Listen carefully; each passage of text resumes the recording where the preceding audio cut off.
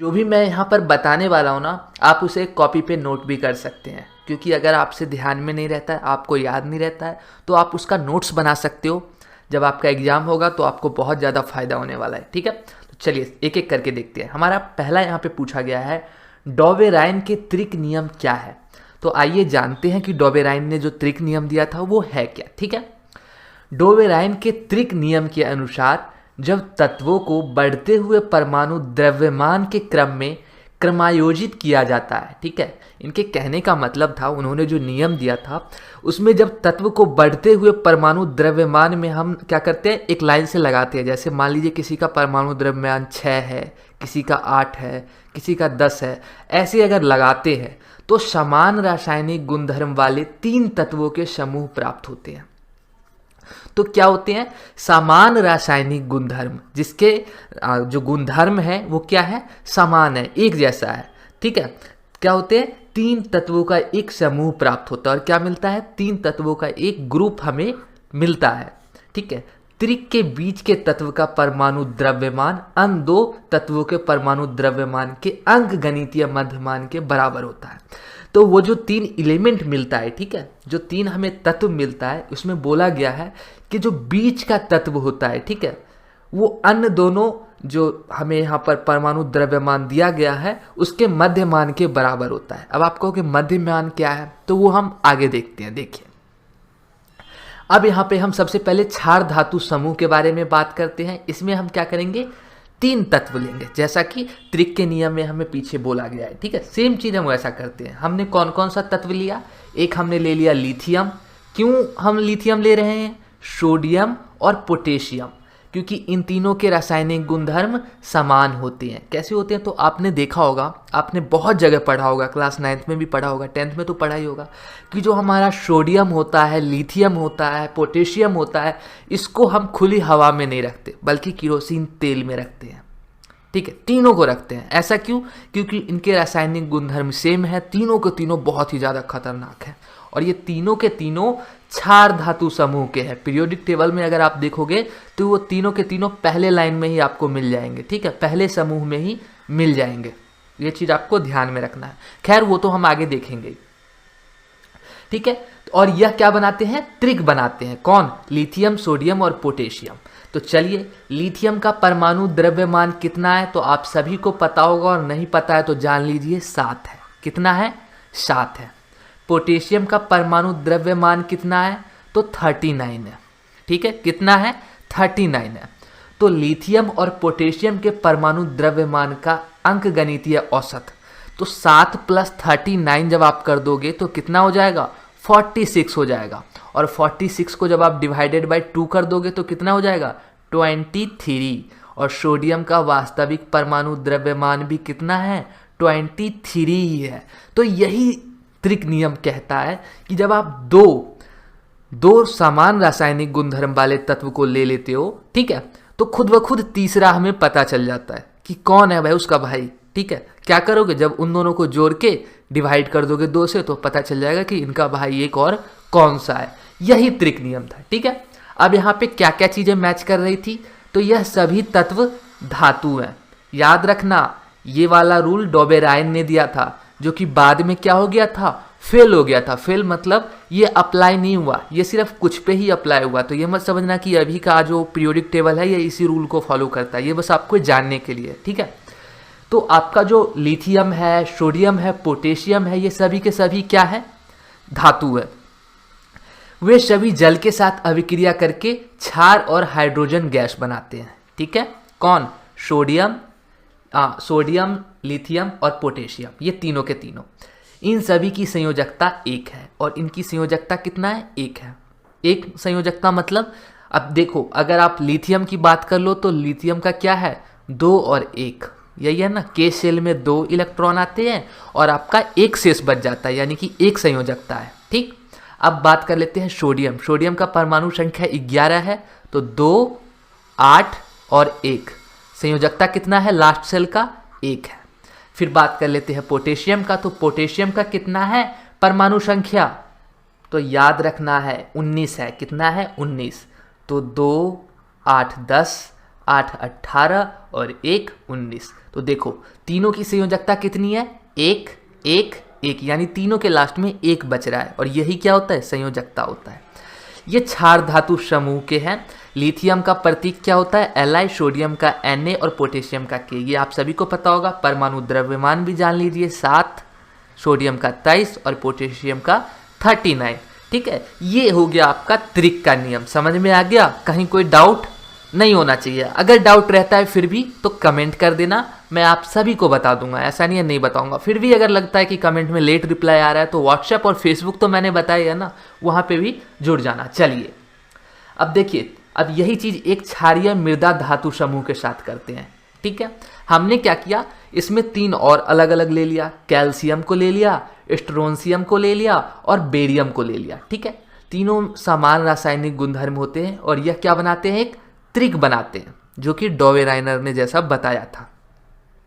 Calcium का परमाणु द्रव्यमान याद रखना 40 होता है, बेरियम का परमाणु द्रव्यमान 137 होता है। तो हम फिर से वैसा ही करेंगे, 40 + 137 डिवाइडेड बाय 2 कर देंगे। ठीक है, तो 177/2 जब आप करोगे तो आ जाएगा 88.5। ठीक है, और स्ट्रोंशियम का वास्तविक परमाणु द्रव्यमान भी 88.5 ही है। इस चीज को आपको ध्यान में रखना है। ठीक है, अब इनमें क्या है, तो ये सभी तत्व धातु है। उन सभी के ऑक्साइड की प्रकृति कैसी है, तो क्षारीय है। और इन सभी की संयोजकता कितनी है, तो 2 है। मतलब कि सबके लास्ट सेल में 2-2 इलेक्ट्रॉन बचते हैं। ठीक है, अब कैल्शियम की बात कर ले तो प्रतीक होता है Ca, स्ट्रोंशियम का Sr और बेरियम का Ba। परमाणु द्रव्यमान कैल्शियम का 40 होता है, स्ट्रोंशियम का 88 होता है और बेरियम का 137 होता है। मैंने पहले भी बता दिया है और फिर से बता देता हूँ। ठीक है, तो मुझे उम्मीद है आपको समझ में आ गया होगा कि ये जो त्रिक नियम है ये क्या कहता है। ये कहता है कि जो रासायनिक गुणधर्म सेम होते हैं, आप अगर 2 तत्व जानते हैं तो भाई तीसरा आपको पता चल जाएगा, या फिर तीसरा उसी के समान होता है। समान होने का मतलब अगर आप डिवाइड कर देते हो तो भाई वही है। तो आपको समझ में आ गया। चलिए आगे देखते हैं। अब यही चीज हम हैलोजन समूह के साथ भी देखेंगे। ठीक है, किसके समूह के साथ, तो द हैलोजन ग्रुप के साथ देखने वाले हैं। क्लोरो, ब्रोमो, आयोडो आपने सुना है, अगर नहीं सुना है तो जान लीजिए। क्लोरो, ब्रोमीन और आयोडीन में समान रासायनिक गुणधर्म होते हैं। आपने ये पहले पढ़ा होगा, नहीं पढ़ा है तो जान लीजिए। तीनों के रासायनिक गुणधर्म क्या होते हैं, समान होते हैं, और ये भी एक त्रिक बनाते हैं। क्लोरीन का परमाणु द्रव्यमान 35.5 होता है, आयोडीन का परमाणु द्रव्यमान 127 होता है। ठीक है, जैसा कि यहां पर देखिए बता दिया गया है ना। और क्लोरीन का Cl प्रतीक होता है, ब्रोमीन का Br प्रतीक होता है और आयोडीन का I प्रतीक होता है। ठीक, हमने फिर से वही किया, 35.5 + 127 डिवाइडेड बाय 2 कर दिया। 162.5 को जब आप डिवाइडेड बाय 2 करोगे तो 81.25, जो कि लगभग 80 के बराबर ही था। उस समय तो उतने अच्छे से द्रव्यमान भी नहीं पता होंगे ना, जिस समय त्रिक नियम आया था। अब ना आपको पता है कि नहीं 80 ही होता है, तो लगभग आप देखोगे तो 81.25 आ रहा है, वही आ रहा है। ठीक है, तो यही त्रिक नियम था जो उस समय दिया गया था। ये सभी भी क्या है, धातु है। यह सभी तत्व जल के साथ अभिक्रिया करके क्या बनाते हैं, अम्ल बनाते हैं। ठीक है, और इन सभी की संयोजकता भी क्या है, एक ही है। ठीक है, ये चीज आपको ध्यान में रखना है। चलिए आगे देखते हैं। डॉवेराइनर की वर्गीकरण की सीमाएं क्या थी। अगर आपसे ये क्वेश्चन पूछ लिया जाए कि भाई डॉवेराइनर ने वर्गीकरण किया था, फेल हो गया, क्यों फेल हो गया, क्या सीमा थी उसकी, आपसे पूछा जा सकता है। तो आपको वहां पर जवाब देना है कि डॉवेराइनर के वर्गीकरण की सीमा थी कि वह उस समय ज्ञात सभी तत्वों को समान रासायनिक गुणधर्म वाले तत्वों को त्रिक के रूप में कर्मायोजित करने में असफल था। ये जो तरीका बताया गया है ना, ये सबके साथ सूटेबल नहीं था। ठीक है, ये सबके साथ सूटेबल नहीं था, ये बस कुछ के साथ सूटेबल था। और उस समय भी जितने तत्व ज्ञात थे ना, ये उन सभी के ऊपर भी सक्सेसफुल नहीं हो पाया। ठीक है, अभी तो बहुत ज्यादा तत्व ज्ञात हो गया है। कितने ज्ञात हो गए हैं अभी, तो अगर आप अपने बुक की बात करें तो 115 तत्व वो बताते हैं कि अभी वर्तमान में ज्ञात है। ठीक है, उस समय तो ज़्यादा तत्व भी उन्हें पता नहीं था, बहुत कम तत्व ज्ञात हो चुका था। बहुत पुरानी बातें है, 1800 के आसपास की बात है। ठीक है, तो उस समय ज्ञात तत्वों में डॉवेराइनर जो थे केवल 3 त्रिक को ही पहचान कर सके थे। जैसा कि मैंने पीछे बताया कौन कौन से 3 त्रिक, तो आपको पता चली गया। एक सोडियम लिथियम वाला हो गया, ठीक है, उसके बाद एक क्लोरीन वाला हो गया, और उसके बाद जो है आपका एक कौन सा, तो कैल्शियम वाला हो गया। ये तीनों को ही बस वो पहचान कर सके, इसीलिए उनका वर्गीकरण अधिक सफल नहीं रहा और ये क्या हो गया, फेल हो गया। ठीक है, चलिए अब देखते हैं आगे। अब देखिए उसके बाद जब डॉवेराइनर गए तो उसके बाद न्यूलैंड आए और उन्होंने भी अपना नियम दिया। ऐसा नहीं है कि जो आपके डॉवेराइनर है उसके बाद डायरेक्ट न्यूलैंड आ गए, सबने अपना अपना दिया, लेकिन जिनका थोड़ा सा भी सुटेबल लग रहा था ना, सिर्फ उसी के बारे में आपको है यहाँ पर बताया जा रहा है। ठीक है, तो न्यूलैंड्स का जो अष्टक नियम था अब हम वो देख लेते हैं, न्यूलैंड्स लॉ ऑफ ऑक्टेव्स। ठीक है, तो न्यूलैंड का अष्टक नियम के अनुसार जब तत्वों को बढ़ते परमाणु द्रव्यमान के क्रम में क्रमायोजित किया जाता है तो 8वां तत्व एक निश्चित तत्वों से शुरुआत करके गुणधर्म में पहले तत्व के गुणधर्म की पुनरावृत्ति होती है। क्या होती है, पुनरावृत्ति होती है। अब क्या मतलब है, मुझे समझ नहीं आया। आप यही कहोगे कि भाई क्या मतलब है, तो देखो अब समझ में आएगा। यहां पर ध्यान देना, लिथियम हो गया, ठीक है, सोडियम हो गया, पोटेशियम हो गया। ठीक है, तो हमने एक तत्व को क्या किया, निश्चित किया। कौन से तत्व को निश्चित किया, तो लिथियम को निश्चित किया। वहां से शुरुआत करके, ठीक है, हम क्या करेंगे, फिर से एक 8वें तत्व पे जाएंगे। तो लिथियम हमारा पहला हो गया, बेरिलियम दूसरा हो गया, बोरोन तीसरा हो गया, कार्बन चौथा हो गया। ठीक है, ये आपका 5वां हो गया, ऑक्सीजन 6ठा हो गया। ठीक है, ये 7वां हो गया, और फिर देखो 8वें तत्व जो कि सोडियम है, इसमें उसका जो गुणधर्म है वो क्या हो गया, वैसा का वैसा ही है। जैसा लिथियम में गुणधर्म है वैसा ही सोडियम में भी गुणधर्म है। अब सोडियम से अगर आप फिर से 8 तत्व को देखोगे, यहां से काउंट करोगे, तो पोटेशियम फिर से वैसा का वैसा ही तत्व होगा। और आपको पता है अभी भी ये फॉलो होता है, लिथियम, सोडियम और पोटेशियम तीनों के गुणधर्म लगभग लगभग समान होते हैं, ये आपको अभी भी पता है। और यही बात उस समय भी बताया गया कि भाई जब आप एक निश्चित कर लोगे किसी तत्व को, जैसे मैंने यहाँ पर लिथियम को निश्चित कर लिया कि भाई यहाँ से हमें काउंटिंग शुरू करनी है, तो जब फिर से 8वां जो तत्व आएगा उसका गुणधर्म पहले वाले तत्व के समान होगा। बस ये था न्यूलैंड का अष्टक नियम। यहाँ पर आपको ये अष्टक से ही पता चल जाएगा 8वां, तो आप बहुत ही ईजिली कर दोगे। तो समझ में आ गया न्यूलैंड कौन थे। तो ये देखिए उनकी एक तस्वीर है, ये न्यूलैंड थे। ठीक, चलिए आगे देखते हैं।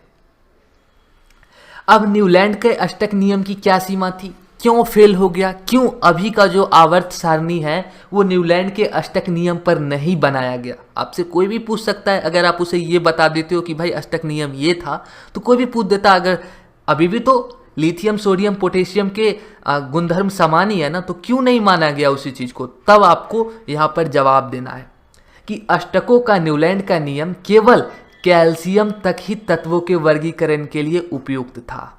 मतलब कि कैल्शियम के बाद ये फॉर्मूला काम नहीं करता था। ठीक है, कैल्शियम के बाद प्रत्येक 8वें तत्व के गुणधर्म पहले तत्व के गुणधर्म के समान नहीं होता था। समझ में आ गया आपको क्या फेल होने का रीजन था, कि भैया कैल्शियम तक तो ठीक है लेकिन उसके आगे ये फॉर्मूला काम ही नहीं करता था। तो फिर कैसे बनाया जाता पीरियोडिक टेबल। इस वजह से क्या हुआ, न्यूलैंड के अष्टक नियम को भी फेल करार कर दिया गया, भैया नहीं तुम्हारा भी किसी काम का नहीं है। ठीक है, न्यूलैंड्स के समय केवल कितने तत्व ज्ञात थे, मैंने एमसीक्यू में पूछा भी था, 56 तत्व ही प्रकृति में उपस्थित थे और उनका कल्पना था कि भविष्य में किन्हीं और तत्वों की खोज नहीं होगी। और उन्होंने एक और कल्पना कर लिया कि भाई इसके बाद तो अब कोई एलिमेंट आएगा ही नहीं, कोई तत्व आएगा ही नहीं। और देख लो उस समय 56 था और आज आपकी किताब में कितना लिखा हुआ है, 115 लिखा हुआ है। ठीक है, तो देखो उनकी भविष्यवाणी क्या हो गई, गलत हो गई, और आज उसका डबल से भी ज्यादा तत्व हमें पता चल गया है, खोज हो गया। परंतु एक के बाद एक तत्व की खोज की गई। ठीक है, उन्होंने ये कल्पना की, लेकिन एक के बाद एक तत्व बढ़ते गए जिनके गुणधर्म अष्टकों के न्यूलैंड्स के नियम में फिट नहीं होते थे, मैच ही नहीं होता था, क्योंकि कैल्शियम के बाद तो सबका गुणधर्म अलग हो जाता था। ये आपने पहले ही पढ़ लिया है। अपनी तालिका में तत्वों को फिट करने के लिए न्यूलैंड ने एक साथ 2 तत्वों को एक खांचे में भी तथा बहुत ही भिन्न गुणधर्म वाले असमान तत्वों के कॉलम में भी रखा। अब वो चाहते थे कैसे भी मेरा ये जो टेबल है ना वो फिट हो जाए, तो इसके लिए वो क्या करते थे, कभी कभी एक ही तालिका में एक ही कॉलम में दो दो तत्व को भी रख देते थे, ताकि कैसे भी मैं इसे एक सुटेबल फॉर्म दे दूं। ठीक है, ये सब भी उन्होंने किया, लेकिन फिर भी नहीं हुआ। जैसे कि आयरन तत्व जो गुणधर्म में कोबाल्ट और निकल के समान है को इन तत्वों से काफी दूर रखा गया था, और इनको क्या किया गया, बहुत दूर रखा गया। लेकिन इन तीनों जो आपको याद रखना, ये अभी भी वर्तमान में आपका आयरन है, कोबाल्ट है और निकल है, इनके गुणधर्म समान है। ठीक है, ये चीज आपको ध्यान रखना है। लेकिन उस समय जो न्यूलैंड ने नियम दिया था, उस समय उन्होंने अपने टेबल में इसको बहुत ही ज्यादा दूर रखा था। यही सब रीजन थी जिसकी वजह से न्यूलैंड का अष्टक नियम फेल हो गया। ठीक, समझ में आ गया। चलिए आगे देखते हैं। अब आए मेंडलीफ। मेंडलीफ ने अपनी आवर्त सारणी दी, और मानो चाहे ना मानो आधुनिक आवर्त सारणी अभी भी 60 से 70% इन्हीं के दिए गए फॉर्मूले पे काम करता है, 100% नहीं, लेकिन इनका जो था दूसरों से ज़्यादा सटीक जवाब था। देख लीजिए इनका ये पिक्चर है। ठीक है, जब मेंडलीफ ने अपना कार्य आरंभ किया तब 63 तत्व ज्ञात थे, मैंने पूछा भी था। ठीक है, 63 एलिमेंट ज्ञात थे। उन्होंने तत्वों के परमाणु द्रव्यमान एवं उनके भौतिक तथा रासायनिक गुणधर्मों के बीच संबंध का अध्ययन किया। क्या किया, तो भौतिक तथा रासायनिक गुणधर्म के बीच जो है पहले बहुत ही ज्यादा अध्ययन किया। ठीक है, रासायनिक गुणधर्मों के अंतर्गत मेंडलीफ ने तत्वों के ऑक्सीजन एवं हाइड्रोजन के साथ बनने वाले यौगिकों पर अपना ध्यान केंद्रित किया। और किधर अपना ध्यान लगाया कि भाई ऑक्सीजन और हाइड्रोजन के साथ जो यौगिक बन रहा है ना, उस पर उन्होंने ध्यान लगाया। उन्होंने ऑक्सीजन एवं हाइड्रोजन को इसलिए चुना। अब भाई उसी पे ध्यान क्यों लगाया, कोई आपसे पूछ सकता है ना, भाई हाइड्रोजन और ऑक्सीजन पे ही ध्यान क्यों लगाया, तो उन्होंने इसलिए चुना क्योंकि ये अत्यंत सक्रिय है। क्या है, तो ये बहुत ही ज़्यादा सक्रिय है तथा अधिकांश तत्वों के साथ यौगिक बनाते हैं, और ये जो है हर तत्व के साथ लगभग यौगिक बनाते ही हैं। तत्व से बने यौगिक वाले हाइड्राइड एवं ऑक्साइड के सूत्र को तत्वों के वर्गीकरण के लिए मूलभूत गुणधर्म माना जाता है। और याद रखना, ऑक्साइड के सूत्र को तत्वों के वर्गीकरण के लिए मूलभूत गुणधर्म माना जाता है। फिर उन्होंने 63 कार्ड लिए। ठीक है, अब समझो ऐसे उन्होंने क्या किए, 63 कार्ड लिए, प्रत्येक कार्ड पर अलग अलग तत्वों के गुणधर्म को लिखा, और फिर क्या किया, उन्होंने सब कार्ड पे अलग अलग जिसका जैसा गुणधर्म था ले लिया। अब 63 कार्ड ही क्यों लिए, क्योंकि उस समय 63 तत्व ही ज्ञात थे, इसलिए 63 कार्ड लिए, और जितने भी तत्व ज्ञात थे हर एक कार्ड पे एक एक तत्व का गुणधर्म लिख दिया। ठीक है, उन्होंने समान गुणधर्म वाले तत्वों को अलग कर दिया, और जिसमें समान गुणधर्म वाले थे उस कार्ड को अलग कर दिया, तथा इन पत्तों को पिन लगाकर दीवार पर लटका दिया। और क्या किया, दीवार पर लटका दिया। उन्होंने देखा कि अधिकांश तत्वों को आवर्त सारणी में स्थान मिल गया था, और जो देखा उन्होंने देखा 63 के तत्व में से बहुत से तत्वों को उनका जो जगह था वो मिल गया था, तथा उनके परमाणु द्रव्यमान के आरोही क्रम में ये तत्व व्यवस्थित हो गए थे। और क्या हुए थे, आरोही क्रम में ये क्या हो गए थे, व्यवस्थित हो गए थे, मतलब कि फिट हो गए थे।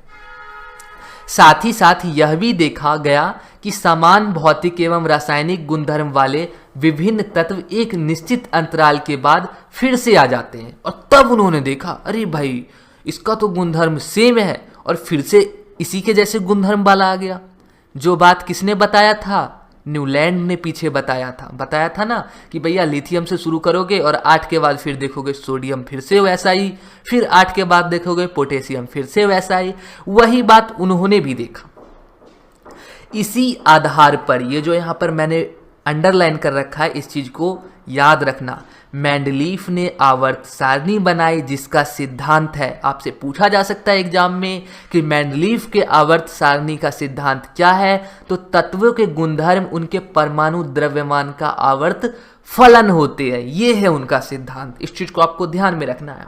मेंडलीफ की आवर्त सारणी में जो ऊर्ध्व स्तंभ जिसे ग्रुप कहते हैं या फिर समूह कहते हैं, तथा क्षैतिज पंक्तियां जिसे क्या कहते हैं, आवर्त कहते हैं, ये दोनों चीज आपको याद रखना है। एग्जाम में पूछा जा सकता है कि भैया ग्रुप जो होते हैं वो कैसे होते हैं, तो एक स्तंभ जैसा होता है, यानी कि ऐसे वाला लाइन, ठीक है, कैसे वाला लाइन, तो ये सीधा लाइन ऊपर से नीचे की तरफ या फिर नीचे से ऊपर ले लो। और जो पीरियड होते हैं वो कैसे होते हैं, तो ये होते हैं पीरियड आपके, ठीक है, ये होते हैं आपके पीरियड, ठीक है। चलिए आगे देखते हैं। तो मेंडलीव की आवर्त सारणी जो कि 1872 में, ठीक है, एक जर्मन पत्रिका में प्रकाशित हुई थी, ठीक है। कब हुई थी, तो 1872 में एक जर्मन जो पत्रिका थी उसमें प्रकाशित हुई थी। और यहाँ पर देखो, स्तंभ के शीर्ष पर ऑक्साइड तथा हाइड्राइड के सूत्र में अंग्रेजी का अक्षर आर समूह के किसी भी तत्व को दर्शाता है। इस चीज को आपको ध्यान में रखना है। सूत्र को लिखने के तरीके पर ध्यान दीजिए। उदाहरण के लिए कार्बन के हाइड्राइड को क्या लिखा गया, क्या लिखा गया, CH4 को क्या लिखा गया है, RH4 लिखा गया है, तथा उनके ऑक्साइड को CO2 को क्या लिखा गया है, RO2 लिखा गया है। वहां पे बस आपको यह ध्यान देना है कि कार्बन की जगह C ना डाल के R डाल दिया गया है, R डाल दिया गया है। यहां पर C ना डाल के R डाल दिया गया है। समझ में आ गया। चलिए अब देखो, ये जो था, ये था उस समय का मेंडलीव का आवर्त सारणी। ये आपके NCERT या फिर आपके जो क्लास के बुक है उसमें भी आपको देखने को मिल जाएगा। कहीं कोई दिक्कत नहीं होने वाला है। आप जिस बोर्ड से भी हो, आप सभी को ये टेबल देखने को मिल जाएगा आपके बुक में। आप बुक ओपन करो, इस टेबल को देखो, ठीक है। कुछ चीज़ें आपको ध्यान देनी है, जैसे कि उस समय अक्रिय गैस पता नहीं था। अक्रिय गैस जो कि आपका नोबेल गैस है, किसी से रिएक्शन नहीं करता है, या फिर पता भी होगा तो नोबेल गैस के लिए यहाँ पर कोई स्थान नहीं दिया गया है। लेकिन जो अभी का हम मॉडर्न पीरियोडिक टेबल यूज करते हैं उसमें नोबेल गैस के लिए भी स्थान दिया गया है। ये चीज़ तो आपको पता होगा। अब देख लो, उस समय जितने तत्व ज्ञात थे उसके हिसाब से देखो मैच करेगा। हाइड्रोजन को सबसे ऊपर रखा गया है, फिर लिथियम, फिर बेरिलियम, फिर बोरोन, फिर कार्बन, फिर नाइट्रोजन, फिर ऑक्सीजन, फिर फ्लोरीन, ठीक है, फिर सोडियम, मैग्नीशियम, एल्युमिनियम। लगभग हमारे जैसा ही पीरियोडिक टेबल है ना, तो उनका मैंने कहा ना, शुरू में ही कह दिया कि 60 से 70% जो डाटा है मेंडलीव का सही हो गया। और जो अभी हम मॉडर्न पीरियोडिक टेबल यूज कर रहे हैं ना, ये इन्हीं की लगभग देन है। खैर, बनाया किसने था आधुनिक आवर्त सारणी, तो मैंने वो भी आपको बता दिया है, बोर ने बनाया था। किसने बनाया था, तो बोर ने बनाया था। चलिए, मेंडलीव की मूल आवर्त सारणी में 7 आवर्त और 8 समूह थे। ये चीज आपको ध्यान में रखना है। कितने आवर्त थे, तो 7 आवर्त थे और 8 समूह थे। 8 समूहों में से पहले 7 समूह सामान्य तत्वों के हैं तथा 8वां समूह संक्रमण तत्व का है, ठीक है, ध्यान में रखना इस बात को। उत्कृष्ट गैस उस समय ज्ञात नहीं था, मैंने बताया भी, इसलिए मेंडलीव के आवर्त सारणी में इसके बारे में नहीं बताया गया था। समझ में आ गया ये सारी बातें। अब मेंडलीव की आवर्त सारणी की उपलब्धियां क्या है। अभी तक आपने जिसका भी देखा होगा, सब में आपने देखा था सीमाएं क्या थी, ठीक है, लेकिन मेंडलीव वो थे जिनकी आवर्त सारणी में दम था। दम की वजह से ही आप उनकी सारणी की उपलब्धियां देख रहे हो आज यहाँ पर। आवर्त सारणी व्यवस्थित करते समय मेंडलीव को सारणी में अधिक द्रव्यमान वाले तत्व को कभी कभी कम द्रव्यमान वाले तत्व से पहले रखना पड़ा। क्रम इसलिए उलटना पड़ा ताकि समान गुणधर्म वाले तत्व को एक स्थान पर रखा जा सके। ये गलती किसने किया था, मैंने बता रखा है आपको किसने किया था ये गलती। तो ये गलती कर दिया था न्यूलैंड ने। क्या गलती किया था, तो कोबाल्ट, निकेल और आयरन तीनों के गुणधर्म समान है, लेकिन इन्हें काफी दूर रखा गया था। ये गलती मेंडलीव ने नहीं किया। उन्होंने कहा भाई कम द्रव्यमान है, पीछे रख दूंगा, ठीक है, चलेगा, लेकिन मैं दूर दूर नहीं रखूंगा। क्यों नहीं रखूंगा, क्योंकि इनके गुणधर्म समान है। इस चीज को ध्यान में रखना है। उसके बाद मेंडलीव की आवर्त सारणी की उपलब्धियां में आता है, आवर्त सारणी व्यवस्थित करते समय मेंडलीव को सारणी में अधिक द्रव्य, अच्छा ये तो मैंने बता रखा है, शायद रिपीट हो गया है, ठीक है। दूसरा पॉइंट देख लेते हैं। ये तो मैंने आपको बता रखा है ना, ये पीछे वाला ही पॉइंट वहां दोबारा से लिखा गया है। दूसरा पॉइंट है, इसके अतिरिक्त मेंडलीव ने अपने आवर्त सारणी में कुछ रिक्त स्थान यानी कि खाली जगह छोड़ा था। इन रिक्त स्थानों को दोष के रूप में देखने के बजाय मेंडलीव ने दृढ़तापूर्वक कुछ ऐसे तत्वों के अस्तित्व का अनुमान किया जो उस समय ज्ञात नहीं था। ये गलती किसने किया, तो ये भी मैंने आपको बताया था कि भैया जो आपके ये आए थे ना, कौन, न्यूलैंड, इनको इतना कॉन्फिडेंस था कि भाई 56 तत्व खोज हो गए हैं, 57वां तत्व नहीं आएगा। लेकिन ये गलती मेंडलीफ ने नहीं की। मेंडलीफ को लगा नहीं, अब अभी तो 63 तत्व पता चल गया है, आगे और भी पता चल सकता है। तो जो खाली स्थान था उन्होंने छोड़ दिया। देखो, ठीक है, आवर्त सारणी में कुछ रिक्त स्थान छोड़ दिया था। इन रिक्त स्थानों को दोष के रूप में नहीं देखने के बजाय मेंडलीफ ने दृढ़तापूर्वक क्या सोचा कि आगे ये तत्व आएंगे और जो मैंने खाली स्थान छोड़ा है ना वहां पर फिट हो जाएंगे। मेंडलीफ ने ये सोचा, जो कि बिल्कुल सही सोचा था, है ना। देखो आज 115 तत्व ज्ञात हो गए हैं। मेंडलीफ की वर्गीकरण की सीमाएं क्या थी। अब हम देखेंगे कि इनके वर्गीकरण की भी कुछ सीमाएं थी। वो सीमाएं क्या थी? अगर सीमाएं नहीं होती तो भाई इन्हीं की आवर्त सारणी को रख दिया जाता। आज हम आधुनिक आवर्त सारणी पढ़ ही नहीं रहे होते, बल्कि पढ़ रहे होते मेंडलीफ की आवर्त सारणी, है ना। समस्थानिकों की स्थिति को नहीं समझाया जा सकता था। समस्थानिकों की स्थिति को नहीं समझाया जा सकता। अब आपको ये पता होना चाहिए समस्थानिक होते क्या है। मैंने ये आपको पहले भी बता रखा है, अगर आपने वीडियो देखा होगा तो, जो आपके चैप्टर थे।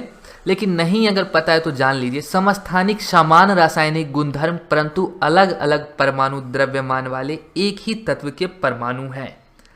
जैसे कि आपके क्लोरीन 35 और क्लोरीन 37 है, इसके दो समस्थानिक है। किसके? क्लोरीन के। कौन कौन से? Cl35 Cl37। होता क्या है? समान रासायनिक गुणधर्म होते हैं, लेकिन द्रव्यमान क्या होता है? अलग अलग होता है, एक ही तत्व के। ठीक, इसी को समस्थानिक कहते हैं, याद रखना। और ये पूछ भी लिया जाता है, समस्थानिक किसे कहते हैं, 1 से 2 नंबर में, तो इसलिए इंपॉर्टेंट है। आगे देखते हैं। कुछ तत्वों के परमाणु द्रव्यमान के अनुचित क्रम को नहीं समझाया जा सकता था। ठीक है, क्या हुआ था? कुछ तत्व के परमाणु द्रव्यमान के अनुचित क्रम थे जिसे समझाया नहीं जा सकता था। आवर्त सारणी में हाइड्रोजन की उचित स्थान को नियत नहीं किया जा सकता था। और उस समय भी और आज भी हाइड्रोजन अपना जगह ले ही नहीं पाया। ठीक है, आज भी हाइड्रोजन सबसे टॉप पे है ना। कोई सही से नहीं बता सकता कि इसे टॉप पे क्यों रखा गया है, बस रख दिया गया है याद करने के लिए। ठीक है, चलिए आगे देखते हैं। मेंडलीफ की आवर्त सारणी में कमियों की सुधार। तो मेंडलीफ की आवर्त सारणी में कुछ कमियां थी जिसको सुधार किया गया और वही बनाया गया क्या? Modern periodic table. तो ये सुधार किसने किया था? हेनरी मॉजले ने किया। किसने किया था? हेनरी मॉजले, नाम याद रखना है। कब किया था? 1913 में किया था। बताया कि किसी तत्व का परमाणु क्रमांक द्रव्यमान की अपेक्षा अधिक मौलिक गुण है। अब जो मेंडलीफ थे उन्होंने अपने आवर्त सारणी को किस पे फोकस करके बनाया? द्रव्यमान पे, द्रव्यमान पर। और अभी का जो आवर्त सारणी है वो किसके ऊपर है? यानी कि मॉडर्न पीरियोडिक टेबल, वो आपका एटॉमिक नंबर पे है, यानी कि परमाणु संख्या पर डिपेंड करता है। और यही बात किसने बताया था? तो 1913 में हेनरी मॉजले ने बताया कि भाई द्रव्यमान को छोड़ो, द्रव्यमान गया तेल लेने, मेन जो है वो क्या है? तो हम इसका जो है परमाणु क्रमांक के आधार पर बनाते हैं। और इस कारण परमाणु क्रमांक तत्वों के वर्गीकरण के लिए सबसे अच्छा आधार है। ये चीज उन्होंने बोला। और आज भी याद रखना, जो हमारा आधुनिक आवर्त सारणी है वो एटॉमिक नंबर के ऊपर बेस्ड है। ठीक, फिर समस्थानिक की दिक्कत थी, जो कि पीछे बताया गया है सीमाएं में। तो समस्थानिक के लिए सुधार किया गया। किसी तत्व के सभी समस्थानिक में प्रोटॉन की समान संख्या होती है, इसलिए उनका परमाणु क्रमांक भी समान होता है। समझ में आया? कोई भी समस्थानिक होता है उसमें प्रोटॉन की संख्या क्या होती है? समान होती है, इसलिए उनका परमाणु क्रमांक भी क्या होगा? समान ही होगा। फॉर एग्जाम्पल मैंने आपको पीछे ही बताया कि Cl35 और Cl37 दो द्रव्यमान है। बोला ना आपको? किसका? क्लोरीन का। लेकिन जब परमाणु संख्या के ऊपर बात की गई तो इसको एक ही जगह दिया गया और वो है 17वां स्थान। एटॉमिक नंबर में 17वां स्थान जो है वो क्लोरीन को दिया गया है। क्यों दिया गया वो पता चला? क्योंकि प्रोटॉन की संख्या जो है वो समान रहती है। ठीक, चलिए याद रखें कि समस्थानिक के अंदर प्रोटॉन और इलेक्ट्रॉन की संख्या समान होती है, परंतु न्यूट्रॉन की संख्या भिन्न होती है। ये चीज़ हमेशा ध्यान में रखना कि समस्थानिक के अंदर प्रोटॉन और इलेक्ट्रॉन की संख्या एटॉमिक नंबर के बराबर ही होता है, ठीक, लेकिन उसके अंदर न्यूट्रॉन की संख्या थोड़ा सा अलग होता है। इस चीज़ को ध्यान में रखना। क्योंकि किसी तत्व के सभी समस्थानिक का परमाणु क्रमांक समान होता है, उन्हें आवर्त सारणी के कि उसी समूह में एक स्थान पर रखा जा सकता है। उदाहरण के लिए क्लोरीन का Cl35 और Cl37 दोनों का समान परमाणु क्रमांक है, जो कि क्या है, 17 है। चलिए आगे देखते हैं। कोबाल्ट और निकल की स्थिति में सुधार। अब ये भी मैंने बताया था कि इनमें एक और कमी थी, ठीक है। कमी क्या थी कि इन्होंने क्या किया था, द्रव्यमान ज़्यादा होते हुए भी पीछे कर दिया था। क्यों कर दिया था पीछे? इसलिए कि समान गुणधर्म वाले एक ही साथ रहे, बताया था ना। उसके स्थिति में सुधार किया गया। कोबाल्ट का परमाणु क्रमांक 27 है और निकेल का 28 है। अब आधुनिक आवर्त नियम के अनुसार निम्न परमाणु क्रमांक 27 के साथ कोबाल्ट को पहले आना और ज़्यादा परमाणु क्रमांक 28 के साथ निकेल को बाद में आना चाहिए, जबकि उनके परमाणु द्रव्यमान अनुचित क्रम में होते हैं, ठीक है। ऐसा इसलिए होता है क्योंकि आधुनिक आवर्त सारणी में द्रव्यमान के आधार पर नहीं, परमाणु संख्या के आधार पर बनाया गया है। पहले क्या होता था, पहले जो 28 वाला है वो 27 के स्थान पे रहता था और 27 के स्थान वाला 28 के स्थान पे रहता था। ऐसा क्यों होता था? तो सिर्फ और सिर्फ द्रव्यमान की वजह से। लेकिन जब हेनरी मौजले ने कहा भैया ये सब हटाओ, मुझे तो बस एक से मतलब है, परमाणु संख्या से, तो खुद व खुद सब कुछ फिट हो गया। जिसके पास जितने इलेक्ट्रॉन थे वो उस हिसाब से अपनी जगह पे बैठ गया, भैया मेरी ये जगह मुझे दे दो। समझ में आ गया? द्रव्यमान का चक्कर ही खत्म हो गया, जो भाई उसके बगल में पड़ोसी बना के रखना है। खुद ब खुद सब अपनी जगह पे आ गए, ठीक। आगे देखते हैं आधुनिक आवर्त नियम की व्याख्या। अब हम बात करने वाले हैं आधुनिक आवर्त सारणी के बारे में, ठीक है। हमने किस किस के बारे में देख लिया, मेंडलीफ के आवर्त सारणी, न्यूलैंड्स के, उसके बाद डोबेराइनर के। अब हम बात करने वाले हैं आधुनिक आवर्त सारणी का, जिसको हम लोग पढ़ते हैं, ठीक है। और ध्यान में रखना, तत्व के गुणधर्म उनके परमाणु में संयोजकता इलेक्ट्रॉन की संख्या पर निर्भर होते हैं। अब यहां से एक चीज आपको पता चल गया, गुणधर्म जो होते हैं तत्व के वो किस पर डिपेंड करता है, तो उनके संयोजकता इलेक्ट्रॉन की संख्या पर। संयोजकता इलेक्ट्रॉन क्या है, तो मैंने ये पहले भी बता रखा था। लास्ट वाले सेल में जो बचता है ना, 2 8 1 हो गया तो ये एक संयोजकता हो गया, 2 8 2 हो गया तो ये 2 संयोजकता हो गया। जो लास्ट वाला बचता है वही संयोजकता कहलाता है, ठीक। जब तत्वों को बढ़ते हुए परमाणु द्रव्यमान के अनुसार क्रमायोजित यानी कि क्रम में लगाया गया, तो संयोजकता इलेक्ट्रॉन की समान संख्या वाले तत्व नियमित अंतराल के बाद उपस्थित होते हैं। अब ये चीज देखा गया, कैसे देखा गया, आओ एग्जाम्पल से दिखाता हूं। लिथियम का परमाणु क्रमांक 3 होता है, बेरिलियम का 4, बोरोन का 5, कार्बन का 6, नाइट्रोजन का 7, ऑक्सीजन का 8, F से फ्लोरीन और 9 से नियॉन, 10 से नियॉन, ठीक है। 11 से सोडियम। समझ में आ रहा है ना। अब देखो यहाँ पर हुआ क्या है, बोला ये जा रहा है कि जब यहाँ पर चेक किया गया, लिथियम का क्या है संयोजकता 1 है। कैसे 1 है, तो 2 3 इसके परमाणु संख्या होते हैं ना, तो कैसे लिखा जाएगा लिथियम, 2 और 1 लिखा जाएगा। ये चीज़ तो आपको पता होगा ना यार कि 2 1 क्यों लिखा जाएगा। इसलिए लिखा जाएगा, मैंने बता रखा है, के सेल में मैक्सिमम 2 इलेक्ट्रॉन रह सकते हैं, एल सेल में मैक्सिमम कितने इलेक्ट्रॉन रह सकते हैं, 8 इलेक्ट्रॉन रह सकते हैं, एम सेल में मैक्सिमम कितने इलेक्ट्रॉन रह सकते हैं, तो 8 इलेक्ट्रॉन रह सकते हैं। और आपको बस अभी इतना ही पढ़ना है, ज़्यादा नहीं पढ़ना है, ठीक है। मतलब कि अगर किसी का 3 परमाणु है, परमाणु संख्या है, किसी का अगर 3 परमाणु संख्या है, तो भाई एक तो के में 2 आ जाएगा, बचा कितना, 1 बच गया, तो 1 वाला कहाँ चला जाएगा, एल में चला जाएगा। मान लो सोडियम का 11 है, ठीक, क्या हो जाएगा, के वाले में 2 चला जाएगा, एल वाले में 8 चला जाएगा, 2 8 10 हो गया, एम वाले में फिर 1 बच जाएगा, वो आ जाएगा। समझ में आ रहा है ना। 13 होगा तो भाई 2 8 10 और ये एम वाले में 3 बच जाएगा। इस तरह से हो जाएगा। समझ में आ गया। बस ये याद रखना, ये जो है ना, इस चीज़ को बस ध्यान में रखना, वरना मेरे बताने का कोई फायदा नहीं, ठीक। तो देखो लिथियम के पास 3 है तो 2 1 लिखा गया, बेरिलियम के पास 4 है तो के में कितना ज़्यादा से ज़्यादा रह सकता है, 2 रह सकता है, और एल में फिर बचा 2, वो डाल दिया। फिर बेरिलियम का क्या है, 5 है तो 2 3, फिर 6 कार्बन का 7, तो समझ में आ रहा है ना ये कैसे हो गया। देखो 2 8 पे हमारा क्या हो गया, ये हमारा क्या है, तो एक अक्रिय गैस है, कौन, नियॉन। ठीक, ये क्या है, एक अक्रिय गैस है, जिसको लास्ट में 8 मिल जाता है वो अक्रिय कहलाता है, ये समझ लो। ठीक, चलो समझ नहीं लो बल्कि यही है। अब वो देखो यहाँ 10 पे खत्म हुआ ना, फिर देखो 11वां जो शुरू हुआ है उसके लास्ट में फिर एक ही है, फिर 12वां जो शुरू हुआ है उसके लास्ट में 2 ही है। तुम किसी भी एलिमेंट को ले लेना, किसी भी तत्व को ले लेना, उसके लास्ट में 8 से ज़्यादा तुम्हें कभी नहीं मिलेगा। कोई ऐसा तत्व नहीं होगा जिसके लास्ट में तुम्हें 9 देखने को मिल जाए। ठीक है, ये चीज़ ध्यान में रखना, यही चीज़ यहाँ पर बताया भी जा रहा है। तो मुझे उम्मीद है समझ में सबको आ रहा होगा। ठीक, क्या होते हैं, नियमित अंतराल के बाद उपस्थित होते हैं। देखो लिथियम हो गया, सोडियम हो गया, और यही बात किसने बताया था, तो यही बात न्यूलैंड्स ने बताया था, याद है,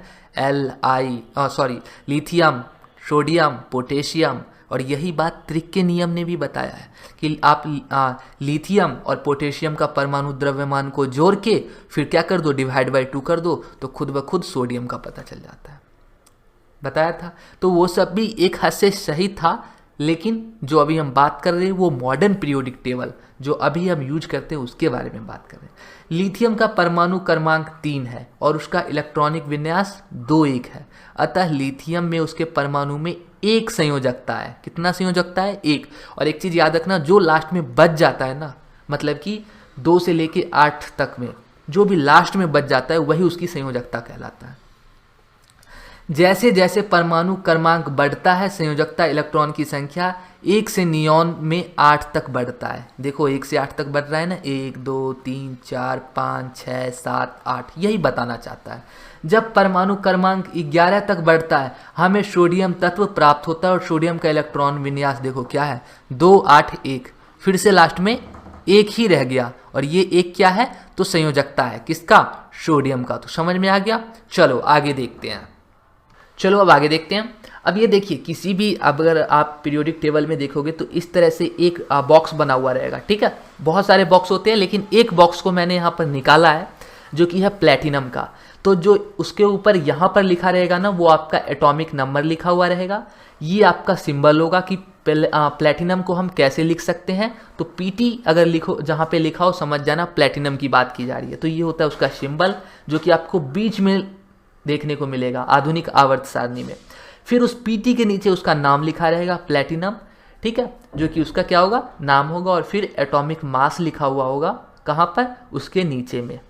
ठीक, चलिए ये है आपका आधुनिक आवर्त सारणी।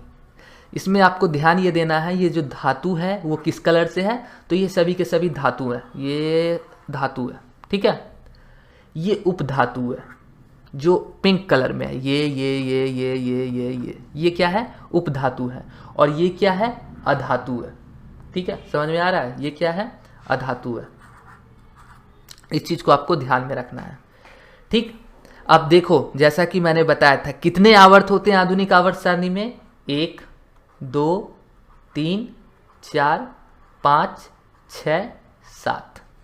कितने समूह होते हैं, 1 2 3 4 5 6 7 8 9 10 11 12 13 14 15 16 17 18 बताया था। देखो देखने को मिल गया।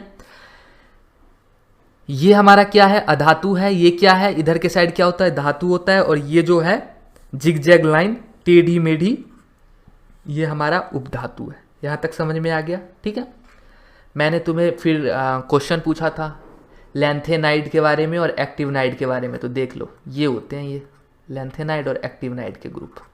ठीक, चलो अब देखो, ये आधुनिक आवर्त सारणी में ये सब कुछ देख लिया है ना।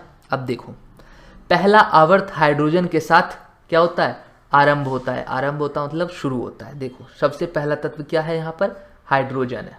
ठीक, इसके साथ क्या होता है, शुरू होता है, और उत्कृष्ट गैस हीलियम के साथ समाप्त होता है। और कहां पर समाप्त होता है, तो हीलियम के साथ समाप्त होता है। हो रहा है, देखो। चलो, अन्य सभी आवर्त क्षार तत्व जैसे लिथियम, सोडियम, पोटेशियम इत्यादि के साथ आरंभ होते हैं। एक चीज और ध्यान रखना है, वो ये है कि जो आपका लिथियम हो गया, सोडियम हो गया, पोटेशियम हो गया, रुबिडियम हो गया, ठीक है। ये सारे के सारे क्या है, क्षार धातु है। क्या है, क्षार धातु है। पहली बात, ये सभी के सभी धातु हैं, लेकिन इधर साइड जो है ना, इधर साइड ये हमारा है क्षार, और इधर साइड जो है वो क्या है हमारा, अम्ल। ये चीज़ ध्यान में रखना। ऐसा नहीं है कि सिर्फ यही वाला एक क्षार है, इसमें भी है कोई बहुत प्रबल क्षार, फिर कोई क्या है थोड़ा सा कम खतरनाक, फिर उसके बाद थोड़ा और कम खतरनाक, फिर ऐसे करके है, ठीक है। तो इस चीज़ को ध्यान में रखना, और आगे हम इसके बारे में देखेंगे भी। ये नहीं कि सिर्फ ये वाला लाइन जो है आपका वो अम्ल हो गया और सिर्फ ये वाला लाइन क्षार हो गया, ऐसा नहीं है, ठीक। आगे देखते हैं। और उत्कृष्ट गैस जैसे नियॉन, आर्गन, क्रिप्टॉन इत्यादि के साथ समाप्त होते हैं। तो शुरू किससे होते हैं, तो क्षार से होते हैं। किससे शुरू होते हैं, क्षार से, और खत्म किससे होते हैं, उत्कृष्ट गैस से होते हैं। किससे होते हैं खत्म, उत्कृष्ट गैस से। हाँ, यहाँ तक ध्यान में रखना। ये तो हमारा क्या है, अक्रिय गैस है। प्रत्येक आवर्त के पहले तत्व में एक संयोजकता इलेक्ट्रॉन होता है। और एक चीज़ यहाँ पर ध्यान देना, याद रखने के लिए बहुत ही ज़्यादा इंपॉर्टेंट है, मैं ये सब कुछ डिलीट कर रहा हूँ। ये लिथियम हो गया, सोडियम हो गया, पोटेशियम हो गया, रुबिडियम हो गया, इन सब के सिर्फ एक एक ही संयोजकता होंगे। और यही बात आपको आगे और पढ़ने को मिलेगा जब हम समूह की विशेषता देखेंगे, ठीक है। ये जो पूरी की पूरी लाइन है ना, इस पूरी लाइन की ही जो संयोजकता है वो कितना है, एक है, ठीक। चलो, और प्रत्येक आवर्त के आखिरी तत्व में 8 संयोजकता इलेक्ट्रॉन होता है। और आप देखोगे ना, तो ये जो पूरा लाइन है ना, इन सब के लास्ट में 8 ही होगा, बस एक को छोड़ के, और वो हमारा हीलियम है, क्योंकि इसका 2 ही परमाणु संख्या होता है। बाकी आप नियॉन को देखो तो इसके पास कितना है, 10 नंबर पे है ना, 2, और लास्ट में क्या है, 8। आर्गन का देखो 18, 2, 8, 8, देख रहे हो, लास्ट में कितना आ रहा है, 8 ही आ रहा है, बस हीलियम को छोड़ के। इस चीज को भी ध्यान में रखना है, हीलियम यहाँ पे नहीं आएगा, बाकी सबके लास्ट में 8 ही होगा। यह तत्वों के परमाणु में संयोजकता इलेक्ट्रॉन की संख्या ही है जो सुनिश्चित करती है कौन सा तत्व आवर्त में पहला तत्व होगा और कौन सा तत्व आवर्त में आखिरी तत्व होगा। तो समझ में आया, यह क्या है, परमाणु में संयोजकता इलेक्ट्रॉन की संख्या ही बताता है कि भाई कौन सा तत्व पहले आएगा और कौन सा आखिरी में आएगा। अब आप बोलोगे कैसे, जिसकी संयोजकता 8 हो जाएगी खुद ब खुद वो लास्ट में सेट हो जाएगा, जिसकी संयोजकता 1 आ जाएगी वो खुद ब खुद नंबर 1 पे सेट हो जाएगा। तो मेन अगर यहाँ पर देखा जाए तो संयोजकता ही है ना, जिसकी 2 आ गई वो दूसरे नंबर पे आ जाएगा। अब ये जो लाइन है ना, इसमें सबकी संयोजकता 2-2 है। देख लो, बेरिलियम का हम देख लेते हैं 2-2, मैग्नीशियम का देख लेते हैं 2, 8, 10, 2, देख रहे हो। तो इसमें सबका कितना है, 2-2 है। समझ में आ रहा है। चलो, क्षार धातुओं में प्रत्येक में एक संयोजकता इलेक्ट्रॉन होता है। क्यों एक होता है समझ में आ ही गया होगा, ये वाला लाइन मैंने बता रखा है, क्षार धातु है और सब में कितने हैं, एक एक संयोजकता ही है। इसलिए आवर्त में क्षार धातु हमेशा पहला तत्व होगा, ये भी आपको पता चल गया है। उसी प्रकार उत्कृष्ट गैस यानी कि जिसे आप अक्रिय गैस कहते हो में 8 संयोजकता इलेक्ट्रॉन होता है, इसलिए आवर्त में उत्कृष्ट गैस हमेशा आखिरी तत्व होता है। इसी वजह से 8 संयोजकता जिसमें होता है उस पीरियोडिक टेबल में सबसे आखिरी तत्व होता है, ठीक। आवर्त सारणी में खड़े कॉलम समूह या वर्ग कहलाते हैं। आवर्त सारणी में ये जो खड़ा कॉलम है, जो मैं ऐसे ऐसे कर रहा हूँ, ये जो लाइन खींच रहा हूँ, ये खड़ा कॉलम क्या कहलाता है, समूह कहलाता है या फिर वर्ग कहलाता है। इस चीज को ध्यान में रखना है, कहीं कहीं समूह ना करके वर्ग कर दिया जाए तो आप कंफ्यूज मत हो जाना, भाई वर्ग तो मैंने पढ़ा ही नहीं, ठीक है। तो समूह को ही यहाँ पर ध्यान में रखना है, वर्ग कहा जा रहा है। आवर्त सारणी में 18 समूह होते हैं, गिन के भी मैंने बता दिया है। और जो समूह 18 जो उत्कृष्ट गैस के लिए होता है, और जो समूह 18 होता है वो किसके लिए होता है, उत्कृष्ट गैस के लिए होता है, यानी अक्रिय गैस के लिए। ये देखो 18वां, इसमें जो भी है सब अक्रिय गैस है, ठीक। आगे देखते हैं। समूह में सभी तत्वों में समान इलेक्ट्रॉनिक विन्यास होता है, आपको पता है सबके लास्ट में 8 8 8 8 8 ही आ रहा था, और समान गुणधर्म को दर्शाते हैं। और ये क्या करते हैं, समान गुणधर्म को भी दर्शाते हैं। जैसे कि इसमें 1 है तो सबके सब क्षारीय है, इसमें सबके लास्ट में 8 है तो सबके सब अक्रिय गैस ही है, ठीक। समूह 3 से लेके समूह 12 के तत्व संक्रमण तत्व कहलाते हैं। ये चीज़ ध्यान में रखना है, समूह 3 से लेके 12 तक संक्रमण तत्व कहलाते हैं। परमाणु क्रमांक 57 से 71 के तत्व लैंथेनाइड श्रेणी कहलाते हैं और परमाणु क्रमांक 89 से 103 के तत्व एक्टिवनाइड श्रेणी कहलाते हैं। ये मैंने MCQ में भी इसीलिए पूछा था ताकि आपको ध्यान में रहे, ये बात कहीं नहीं निकलना चाहिए। तो समझ में आ गया सारी बात। एक चीज़ और आपको ध्यान में रखना है कि जो आपका 10th क्लास है, आप 10th क्लास के लिए पढ़ रहे हो, तो वहाँ पर जो आपका समूह होगा वो 1, 2, 13, 14, 15, 16, 17 और 18, यही समूह को आपको याद करना है, इसी समूह को ध्यान में रखना है। और जितना बताया गया है, ये जो यहाँ पर देख रहे हो, बस आपको इतना ही जानना है क्लास 10th में, ठीक है। इससे बाहर आपसे क्वेश्चन नहीं पूछा जाएगा। तो इसलिए ऐसा ना हो कि आप पूरे पीरियोडिक टेबल को अभी से रटने लगना, आपको रटना ही है। आप 30 तक एलिमेंट का नाम याद कर लो, ज़्यादा से ज़्यादा 35 तक याद कर लो। परमाणु संख्या तो आपको पता है, एटॉमिक नंबर का लगभग 2 गुना हो जाता है, तो वो आपको याद करने की उतना ज़्यादा ज़रूरत है नहीं। बस आप 30 या 35 तक एलिमेंट याद कर लेना अगर आपको करना ही है तो। खैर आप उसे समझ भी सकते हो।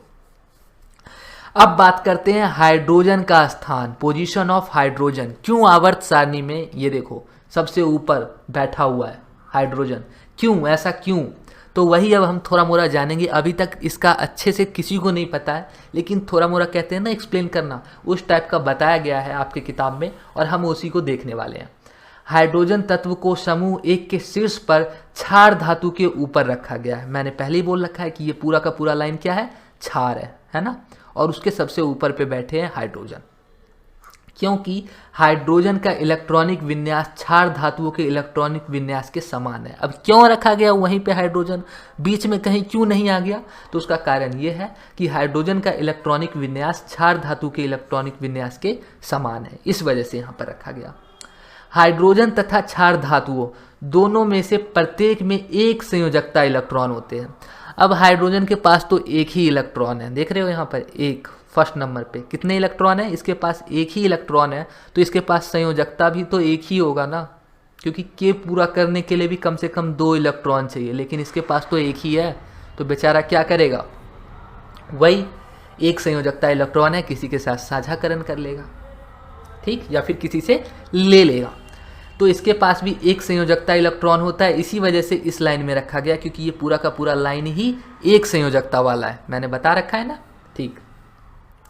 क्योंकि हाइड्रोजन परमाणु आकार में बहुत ही छोटा होता है तथा हाइड्रोजन को बहुत ही विशिष्ट तत्व माना जाता है और आवर्त सारणी के शीर्ष पर अकेले रखा जाता है। ये बहुत ही अलग तरह का तत्व माना जाता है, अभी तक इसके बारे में कुछ अच्छे से नहीं पता चला है, ठीक है। कुछ चीज़ें और भी इसके बारे में जाननी है, और इसका आकार बहुत ही ज़्यादा छोटा होता है, इस वजह से इसको सबसे टॉप पे रखा गया है, ठीक। चलिए आगे देखें। अब देखो मैंने जो ये बताया था ना, हाँ, इसमें फर्स्ट ग्रुप 1G का मतलब है यहाँ पर समूह, फर्स्ट ग्रुप, G मतलब समूह, ठीक है, G मतलब यहाँ पर ग्रुप और P मतलब पीरियड। तो यहाँ पे P1, P2, P3 और P4, यानी कि आवर्त 1, 2, 3, 4 और ऊपर आपके ग्रुप जो बताया था 1, 2, 13, 14, 15, 16, 17, 18, और बस इतने तत्व को ही आपको अभी ध्यान में रखना है क्लास 10th में, ठीक। चलिए, एक संयोजकता इलेक्ट्रॉन वाले तत्व का को एक समूह 1 में रखा जाता है, ठीक है। एक संयोजकता इलेक्ट्रॉन वाले तत्वों को कौन से समूह में रखा जाता है? तो पहले समूह में रखा जाता है। देखना चाहोगे? देखो ये पहला समूह है ना, इसके अंदर जितने भी एलिमेंट है सबके संयोजकता कितना है? 1 है। चलो देखते हैं आगे। 2 संयोजकता इलेक्ट्रॉन वाले तत्व को समूह 2 में रखा जाता है। देखना चाहोगे? देखो इसमें सब में 2-2 है, ठीक है, तो इसे समूह 2 में रखा गया है।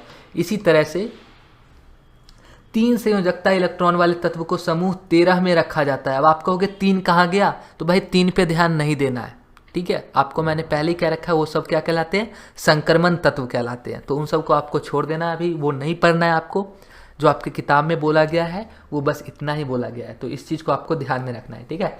4 संयोजकता इलेक्ट्रॉन वाले तत्व को समूह 14 में रखा जाता है। 5 संयोजकता इलेक्ट्रॉन वाले को समूह 15 में, 6 संयोजकता वाले इलेक्ट्रॉन को 16 में, 7 संयोजकता इलेक्ट्रॉन वाले तत्व को समूह 17 में और 8 संयोजकता इलेक्ट्रॉन वाले समूह 18 में रखा जाता है, जो कि आपका अक्रिय गैस होता है, ठीक है, समझ में आ गया, कहीं कोई डाउट नहीं रहना चाहिए। आवर्त की विशेषताएं क्या है, अब हम जानने वाले हैं आवर्त की विशेषताएं। सबसे पहले तो आपको पता है ना आवर्त क्या होता है, ये आपका जो होता है ये होता है समूह, ऊपर से नीचे की तरफ या नीचे से ऊपर ले लो, और ये जो अब मैं लाइन खींच रहा हूँ ऐसे ऐसे वाला हॉरिजॉन्टल, ये आपका आवर्त कहलाता है। ठीक है, तो आवर्त की विशेषताएं क्या है, तो तत्वों के भौतिक और रासायनिक गुणधर्म आवर्त सारणी के आवर्त और समूहों में नियमित परिवर्तन प्रदर्शित करते हैं। तत्वों के गुणधर्म आवर्त सारणी में आवर्त बाएं से दाएं जाने पर अथवा समूह में ऊपर से नीचे जाने पर परिवर्तित होते हैं। ये बात आपको यहाँ पर मैंने पहले भी बता रखा है, एमसीक्यू भी में पूछा भी गया था। दाएं से बाएं जाने पर उसकी अभिक्रियाशीलता घटती है, बढ़ती है, मैंने पूछा था ना। तो वो यही होता है कि आवर्त में अगर हम इधर से इधर जाते हैं तो घटेगी या बढ़ेगी, इधर से इधर आते हैं तो क्या हो जाएगा, ऊपर से नीचे जाते हैं तो बढ़ेगी या घटेगी, नीचे से ऊपर जाते हैं तो घटेगी या बढ़ेगी। ये सारी चीज़ें आवर्त की विशेषताएं होती है। यह आधुनिक आवर्त सारणी में आवर्त और समूह की विशेषताएं कहलाती है, यही चीज़। ठीक है, आवर्त की विशेषताओं में तत्वों के कुछ प्रमुख गुणधर्म हैं। कौन कौन से गुणधर्म है, इस चीज़ को ध्यान में रखना। संयोजकता, इलेक्ट्रॉन की संख्या, संयोजकता, परमाणु का आकार, धातुई लक्षण, रासायनिक अभिक्रियाशीलता तथा ऑक्साइड की प्रकृति में परिवर्तन शामिल है। ठीक, चलिए अब देखते हैं। ये तो हो गया समझने के लिए। अब यहाँ पर आपको समझना होगा, एक एक चीज़ को याद नहीं भी करोगे तब भी आप एग्जाम में अच्छा खासा करके आ जाओगे। सबसे पहले देखेंगे संयोजकता इलेक्ट्रॉन को। ठीक, आवर्त में बाएं से दाएं चलने पर तत्वों में संयोजकता इलेक्ट्रॉन की संख्या 1 से 8 तक बढ़ती है। ये मैंने पहले भी आपको बता रखा था। देखो, जैसे सोडियम का परमाणु संख्या 11, मैग्नीशियम का 12, एल्युमिनियम का 13, सिलिकॉन का 14, फास्फोरस का 15। देख रहे हो, तो यहाँ पर क्या हो रहा है, ये 11, 12, 13, 14, 15 ये सब क्या हो रहा है, बढ़ रहा है, और लास्ट कहाँ पे जाके ख़त्म हो रहा है, 18, जो कि क्या है, आर्गन है। ठीक है, तो बाएं से दाएं जाने पर क्या होता है, संयोजकता इलेक्ट्रॉन की संख्या 1 से 8 तक बढ़ती है। अब कैसे बढ़ती है संयोजकता इलेक्ट्रॉन की संख्या, सोडियम को कैसे लिखेंगे, 2, 8, 1। ठीक, उसके बाद मैग्नीशियम को कैसे लिखेंगे, 2, 8, 2। एल्युमिनियम को कैसे लिखेंगे, 2, 8, 3। ऐसे लिखेंगे ना, देखो सब में एक एक बढ़ रहा है, 2, 3, 4, 5, 6, 7, 8। तो कहाँ से कहाँ तक बढ़ा, 1 से लेके 8 तक बढ़ गया। और यही चीज़ बताना चाहता है कि जो आवर्त होता है उसमें बाएं से दाएं जाने पे, इधर से इधर जाने पर क्या होता है, आपका जो संयोजकता इलेक्ट्रॉन की संख्या है वो एक एक करके बढ़ता है। ठीक है, ये चीज़ समझ में आ गया, किधर से किधर जाने पे, इधर से इधर जाने पे। ये है संयोजकता इलेक्ट्रॉन के बारे में। प्रत्येक आवर्त में पहले तत्व में एक संयोजकता इलेक्ट्रॉन होता है, और जितना भी आवर्त ले लो सबके पहले में क्या होगा, एक ही संयोजकता इलेक्ट्रॉन होगा। देख लो, पोटेशियम को लोगे उसके बाद तो पोटेशियम से गिनती शुरू कर दो, उसके लास्ट में कितना होगा, 2, 8, 8, 1 होगा। यही होगा ना, 19 होता है परमाणु संख्या, तो यही होगा ना। देखो लास्ट में फिर 1, फिर उसके आगे वाला लोगे तो उसका क्या हो जाएगा, 20 हो जाएगा। 20 का मतलब 2, 8, 8, 2 हो जाएगा। तो फिर वो क्या हो जाएगा, 1 से लेके 8 तक बढ़ेगा ही। और प्रत्येक आवर्त में आखिरी तत्व में 8 संयोजकता इलेक्ट्रॉन होता है, और जो लास्ट वाला ग्रुप होता है उसे क्या कहते हैं, अक्रिय गैस। और उन सब के लास्ट में कितना होता है, 8 संयोजकता इलेक्ट्रॉन होता है, केवल हीलियम को छोड़ के। और मैंने ये भी बताया था हीलियम को छोड़ दो, क्यों, क्योंकि उसमें 2 ही संयोजकता इलेक्ट्रॉन होते हैं।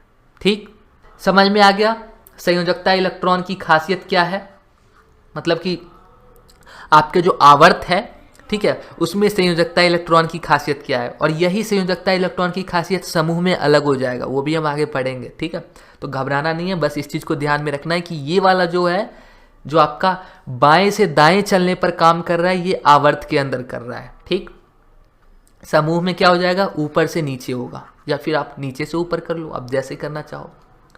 अब बात करेंगे सिर्फ संयोजकता की। तो आवर्त में बाएं से दाएं चलने पर तत्वों की संयोजकता 1 से 4 तक बढ़ती है और फिर 0 तक घट जाती है। होता क्या है, 1 से लेकर 4 तक तो जाता है, फिर उसके बाद क्या होता है, घटने लगता है, 3 हो जाता है, 2 हो जाता है, 1 हो जाता है, 0 हो जाता है। कैसे, आप बोलोगे कैसे, देखो सोडियम का कितना होता है एटॉमिक नंबर, 11। संयोजकता कितना होता है, 1। तब से चिल्ला रहा हूँ, समझ में तो आ ही गया होगा, 2, 8, 1। 1 है। मैग्नीशियम का कितना होता है? 2 होता है। एल्युमिनियम का 3, इसका 4। अब इसका कितना हो जाएगा? तो आप कहोगे 5 हो जाएगा। बिल्कुल गलत। जब संयोजकता की सिर्फ बात की जा रही है तो यहाँ पर इसकी संयोजकता हो जाएगी 3। कितना हो जाएगा? 4 के बाद 5 आएगा ही नहीं, 3 हो जाएगा। 3 ही तो रहेगा जिसे वो किसी को ले सकता है या फिर दे सकता है या फिर आबंध बना सकता है। ट्रिपल बॉन्ड पढ़ा है ना? समझ में आ रहा है ना? अगर 4 रह जाएगा जो कि कार्बन के अंदर में होता है, वो तो मैक्सिमम होता है जिस पे आप आदान प्रदान नहीं कर सकते। आपके पास एक ही ऑप्शन होता है, आप साझाकरण कर लो। लेकिन जब आपके पास 5 इलेक्ट्रॉन होते हैं तो आप क्या करना पसंद करते हो? भाई मुझे 3 दे दो, मैं अपना 8 कंप्लीट कर लूँगा। ठीक है, तो यहाँ पर कितनी संयोजकता बचती है? फिर 3 बचती है, उसके बाद फिर 2 बचती है, उसके बाद फिर 1 बचती है। समझ में आ रहा है? अगर नहीं कहीं भी समझ में आ रहा हो ना, आप कमेंट कर देना, मैं आपका डाउट क्लियर कर दूंगा। नहीं समझ में आएगा ना, फिर भी कमेंट से भी अगर समझ नहीं आता है, व्हाट्सएप पे भी समझ नहीं आता, तो मैं स्पेशल वीडियो ही आपके लिए बना दूंगा। ठीक है, लेकिन आपको करना क्या है? कमेंट कर देना है। चलिए, किसी तत्व की संयोजकता तत्व के परमाणु में उपस्थित संयोजकता इलेक्ट्रॉन या ब्राह्मतम इलेक्ट्रॉन की संख्या द्वारा निर्धारित होती है। ठीक है, अब संयोजकता जो होती है वो कौन से? तो सबसे बाहरी कक्षा में जो इलेक्ट्रॉन होती है उसके द्वारा निर्धारित होती है। ये बात तो पहले भी मैंने बता रखा है। अब के अंदर 2 आ गया तो उससे थोड़ी मतलब है। जो एल के अंदर सबसे लास्ट में बचेगा, 1 बचेगा, उससे हमें मतलब है ना। तो सबसे बाहरी इलेक्ट्रॉन की संख्या पर क्या होता है? निर्धारित होता है। इस चीज को आपको समझ में आ जाना चाहिए। निकटतम अक्रिय गैस इलेक्ट्रॉन विन्यास प्राप्त करने के लिए किसी तत्व के एक परमाणु द्वारा त्याग किए गए, देखो ध्यान देना, त्याग किए गए या ग्रहण के लिए या साझा किए गए इलेक्ट्रॉन की संख्या हमें तत्व की संयोजकता बताती है। संयोजकता क्या बताती है? किसी से मांगना कि भाई कितने इलेक्ट्रॉन चाहिए, जितना इलेक्ट्रॉन उसको चाहिए वो कहलाती है संयोजकता। किसके लिए चाहिए?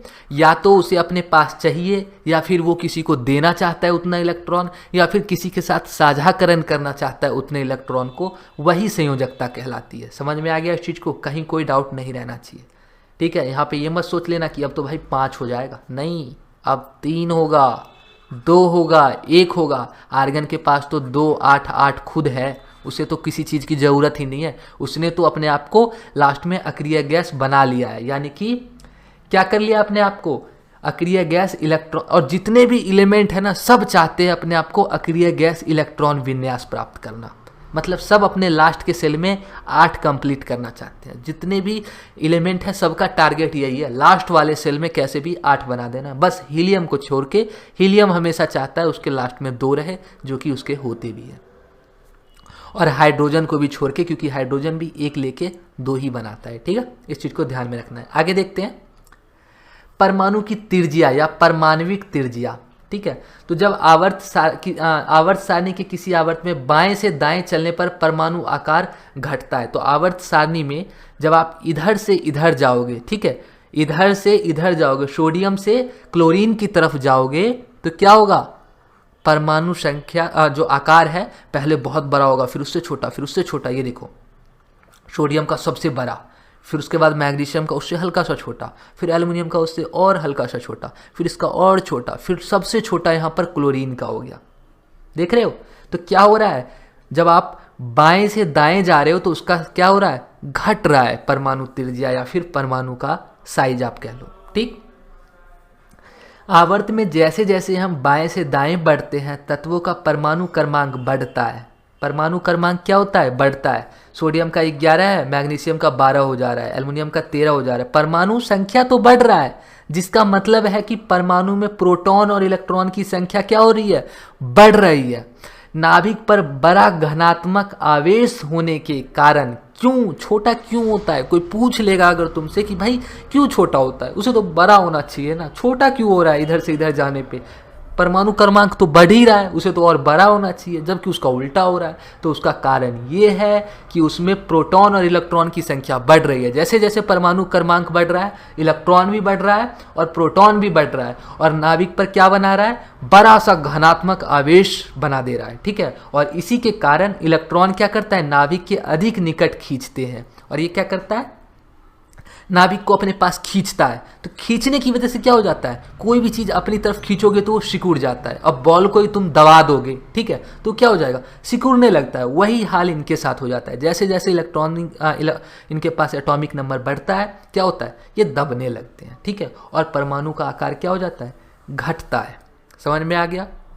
जैसे कि परमाणु त्रिज्या की बात करें तो सोडियम का 186 होता है, फिर मैग्नीशियम का उससे हल्का सा कम 160 होता है, एल्युमिनियम का 143 होता है, ठीक। अब 186 यहाँ पर परमाणु त्रिज्या है, तो आपको तो इतना पता ही होगा कि कैसे भी होगा उसका साइज बड़ा ही होगा। क्यों बड़ा होगा वो भी मैंने बता दिया है, कहीं कोई डाउट नहीं है। फिर भी कोई डाउट रहता है कमेंट करना, ठीक। आगे देखते हैं। और अब देखने वाले हैं रासायनिक अभिक्रियाशीलता, ठीक। आवर्त के बाएं से दाएं बढ़ने पर तत्वों की रासायनिक अभिक्रियाशीलता पहले क्या होती है, घटती है, और फिर क्या होती है, बढ़ती है। अब ये कैसे होता है ये हम जान लेते हैं, ठीक है। देखो सोडियम का कितना है एटॉमिक नंबर, तो आप सभी लोग जानते हो 11 है। कितना है, 11 है, ठीक। चलिए अगर इलेक्ट्रॉनिक विन्यास की बात करें, ठीक है, तो 281 है। अगर संयोजकता की सिर्फ बात की जाए तो कितना होगा, तो आप कहोगे 1 होगा। मैग्नीशियम का कितना होगा, तो आप कहोगे 2 होगा। कैसे होगा 2, ये भी आपको पता है, 2 8 2 कितना होता है, 12 होता है। कैसे होता है ये भी बता रखा है, के सेल में 2, एल सेल में 8 और एम सेल में 8 मैक्सिमम इलेक्ट्रॉन जा सकते हैं, बता रखा है ना। तो इन सब चीज़ों में तो दिक्कत होगी नहीं। इसमें कितने होंगे, 3 होंगे। सिलिकॉन में कितने होंगे, 4 होंगे। अब इसमें कहोगे अब तो इसमें 5 होना चाहिए, नहीं, यहाँ पर अगर संयोजकता की बात की जाए तो 3 होंगे, क्योंकि अगर ये किसी से इलेक्ट्रॉन को लेता है या फिर देता है या फिर साझाकरण करता है तो उसको कितना चाहिए होगा या कितना लेना देना होगा, तो 3 ही करेगा ना। समझ में आ रहा है। फिर इसको 2 चाहिए और फिर इसको 1 चाहिए। हमने यहाँ पर किसको नहीं लिया है, तो हमने यहाँ पर इसके आगे वाले एलिमेंट आर्गन को नहीं लिया। क्यों नहीं लिया, क्योंकि भाई वो तो अक्रिय गैस है, मतलब उसके लास्ट में तो 8 इलेक्ट्रॉन है ही। तो एक चीज़ हमेशा याद रखना कि जितने भी एलिमेंट है वो सब चाहते हैं कि अक्रिय गैस वाला हाल अपने साथ कर ले, मतलब कि अपने लास्ट में 8 इलेक्ट्रॉन कर ले, और इसी के पीछे वो लोग मरते रहते हैं, ठीक है। तो देखो यहाँ पर इसको कितना है संयोजकता, 1 है, तो ये क्या करेगा, 1 किसी को दे देगा या फिर समझ रहे हो ना, दे ही देगा, या फिर 1 का क्या करेगा, साझाकरण कर लेगा, और किसी के भी साथ बहुत ही तेजी से अभिक्रिया कर लेगा। अब देखो एक बात बताओ, जिसको मान लो कि 4 फ्रेंड है, ठीक है, आप 4 दोस्त हो। कितने फ्रेंड हो, 4 दोस्त हो। एक दोस्त को 500 रुपये चाहिए होगा, दूसरे को 1000 रुपये चाहिए होगा, ठीक है, तीसरे को 1500 रुपये चाहिए होगा और चौथे को 2000 रुपये चाहिए होगा।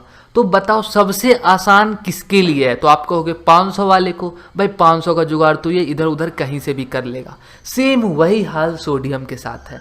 सोडियम को भी सिर्फ और सिर्फ यहाँ पर 1 इलेक्ट्रॉन किसी को देना है या फिर क्या करेगा, साझाकरण करके कैसे भी। सोडियम क्या करता है, Na+ बनाता है। Na+ का मतलब है कि सोडियम अपना 1 इलेक्ट्रॉन किसी को दे ही देता है, तो फिर उसके पास 2 और 8 रह जाते हैं। तो 2 और मैंने क्या बताया, हर एक तत्व अपने आप को लास्ट में 8 बचाना चाहता है। तो बस 1 किसी को देना उसके लिए ज़्यादा आसान है, बजाय 7 किसी से उधार मांगना। तो क्या करेगा, कहेगा चल भाई उसका जुगाड़ पहले हो जाएगा। फिर यहाँ पर मैग्नीशियम है। मैग्नीशियम को क्या कितने इलेक्ट्रॉन चाहिए देने हैं, 2 इलेक्ट्रॉन देने हैं। तो इसको तो कैसे भी है सोडियम के मुकाबले ज़्यादा मुश्किल होगा। तो इसीलिए सोडियम यहाँ पे किसी से को भी 500 रुपये दे के, किसी को भी 500 रुपये दे के आसानी से अपना काम निपटा लेगा। मैग्नीशियम के 1000 रुपये की बात आ रही है, थोड़ा ज़्यादा रिस्पॉन्सिबिलिटी बढ़ जाता है। किसी के ऊपर भी अगर उसका डबल हो जाए तो उसको लगेगा ना कि हाँ भाई ज़्यादा है। तो वही हाल यहाँ पर किसके साथ हो जाता है, तो हमारे मैग्नीशियम के साथ हो जाता है। इसलिए मैग्नीशियम क्या होता है, सोडियम से हल्का सा कम अभिक्रियाशील होता है। फिर एल्युमिनियम को तो 1500 चाहिए और भी ज़्यादा चाहिए, तो ये उससे हल्का और कम हो जाता है। और फिर जो आपका ये सिलिकॉन है ये सबसे कम अभिक्रियाशील हो जाता है। लेकिन उसके बाद फिर क्या होने लगता है, फिर ये घटने लगता है। मतलब कि इसको क्या चाहिए होता है, इसको 3 इलेक्ट्रॉन जो है इसे किसी से चाहिए होता है। ये 1 इलेक्ट्रॉन किसी को देगा, या फिर साझाकरण भी कर सकता है। ये 2 इलेक्ट्रॉन देगा, ये 3 इलेक्ट्रॉन देगा, ये 4 वाला तो भैया न दे सकता है न ले सकता है, ये तो सिर्फ साझाकरण ही कर सकता है। कौन? आपका सिलिकॉन। लेकिन ये क्या कर सकता है, इसके पास 2 8 5 होगा ना, ठीक है।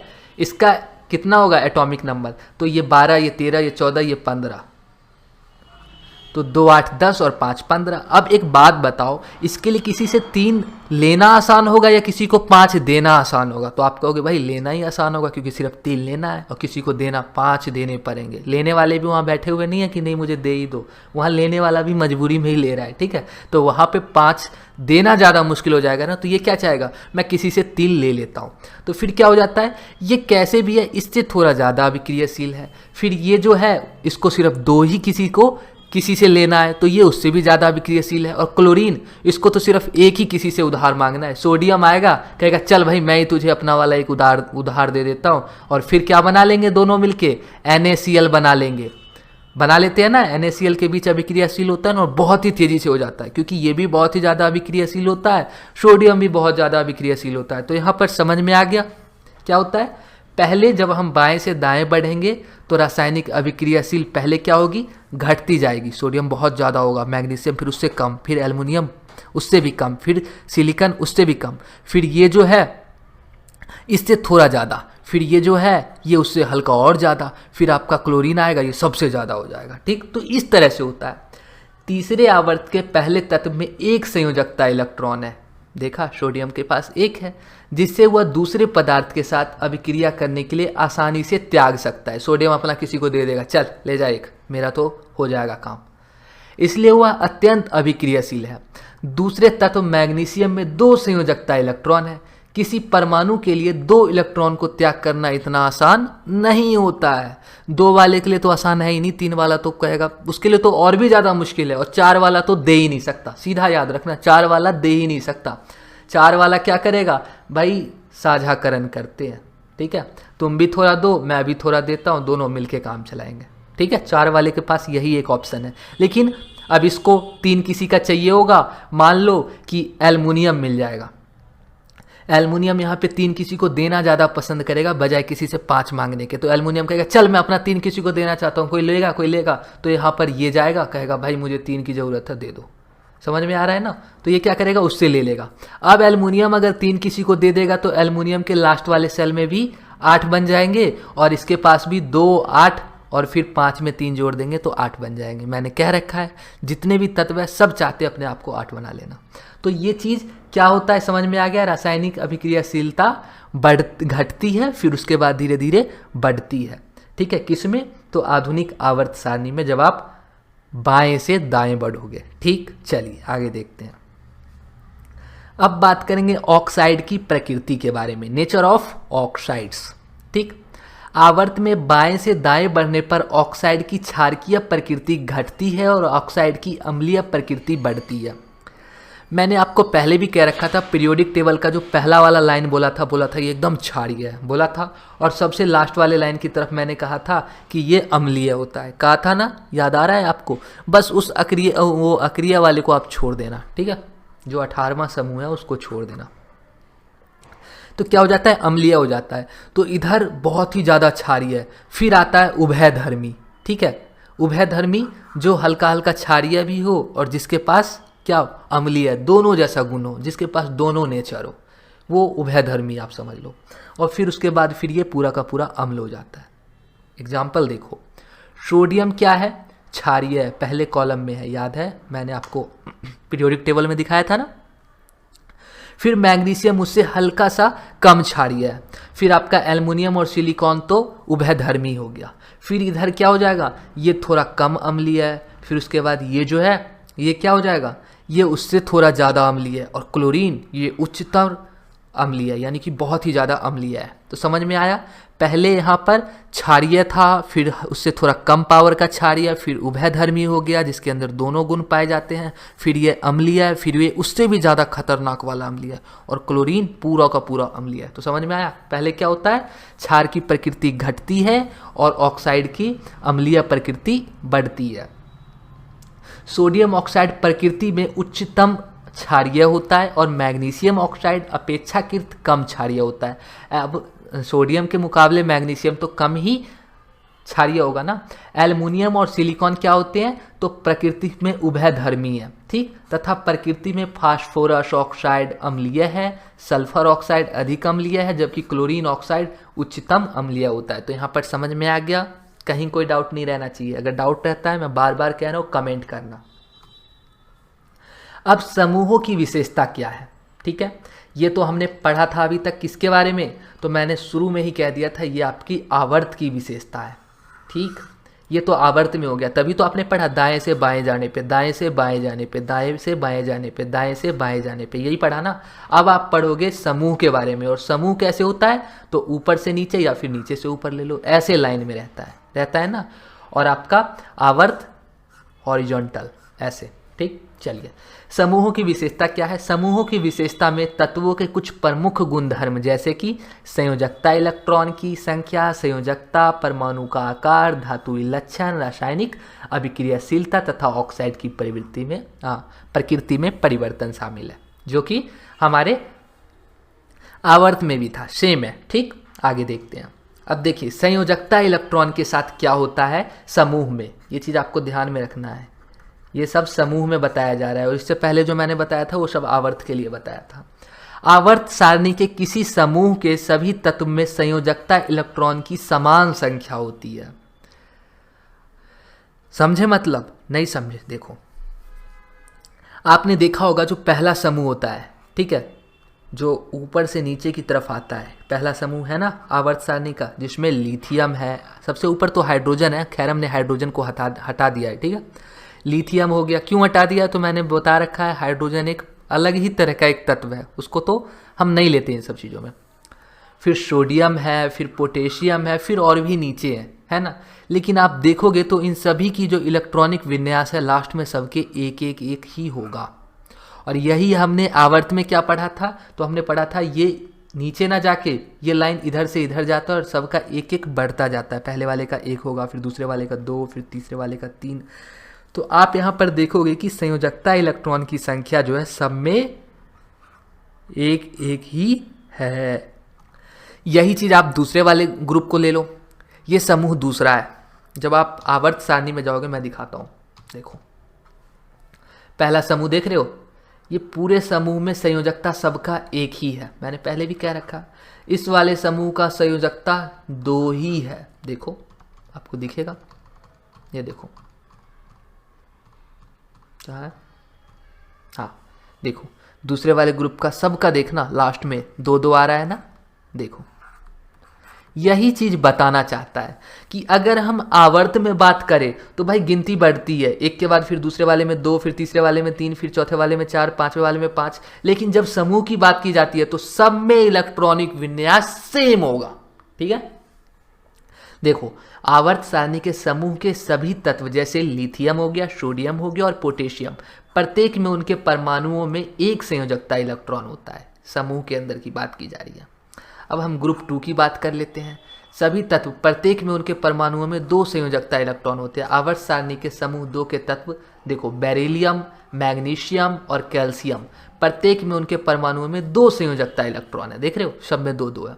अगर हम फिर आगे की समूह की बात करें तो सब में 3 हो जाएगा, फिर उससे आगे की बात करें तो 4 हो जाएगा, फिर उससे आगे की बात करें तो 5 हो जाएगा। समझ में आ रहा है ना। चलो अब बात कर लेते हैं संयोजकता की, ठीक। समूह में मैं ये जानबूझ के लिख दे रहा हूं कहीं आप कंफ्यूज ना हो जाओ। ये समूह के अंदर हम संयोजकता की बात कर रहे हैं। इससे पहले हमने आवर्त के अंदर पढ़ रखा था, और आवर्त के अंदर क्या पढ़ा था, तो हमने पढ़ा था संयोजकता वहाँ पर क्या होती है, बढ़ती है। जैसे कि सोडियम का हमारे पास 281 था, फिर मैग्नीशियम का 282 हो गया था ना। लेकिन इसमें आप बस ये याद कर लो, ये जो टेबल है ना, इसे आप लिख लो एक कॉपी में। एक संयोजकता इलेक्ट्रॉन वाले तत्व का समूह 1 में रखा जाता है। जिसमें एक संयोजकता इलेक्ट्रॉन होगा ना, वो समूह पहले वाले में होगा, ठीक है। कौन से समूह में होगा, पहले वाले समूह में। पीरियोडिक टेबल का सबसे पहला जो ऊपर से नीचे लाइन मैंने घींच के बार बार बता रखा है ना, वो जो होगा वो आपका पहला हो जाएगा, ठीक है। समूह में से 2 संयोजकता किस में होगा, तो दूसरे वाले में रखा जाएगा, ठीक है। फिर मैंने एक बगल में लाइन खींचा था जिसमें मैग्नीशियम था, था ना, उसमें मैंने कहा था कि इसके अंदर जितने भी होंगे सारे एलिमेंट के दो दो ही होंगे संयोजकता। ये देखो मैग्नीशियम, बेरिलियम, ठीक है, सब में दो दो संयोजकता है। फिर आप कहोगे 3 कहाँ पे चला गया, समूह तीसरा कहाँ चला गया, समूह चौथा कहाँ चला गया, समूह पांचवा कहाँ चला गया, डायरेक्ट 13 पे आ गया।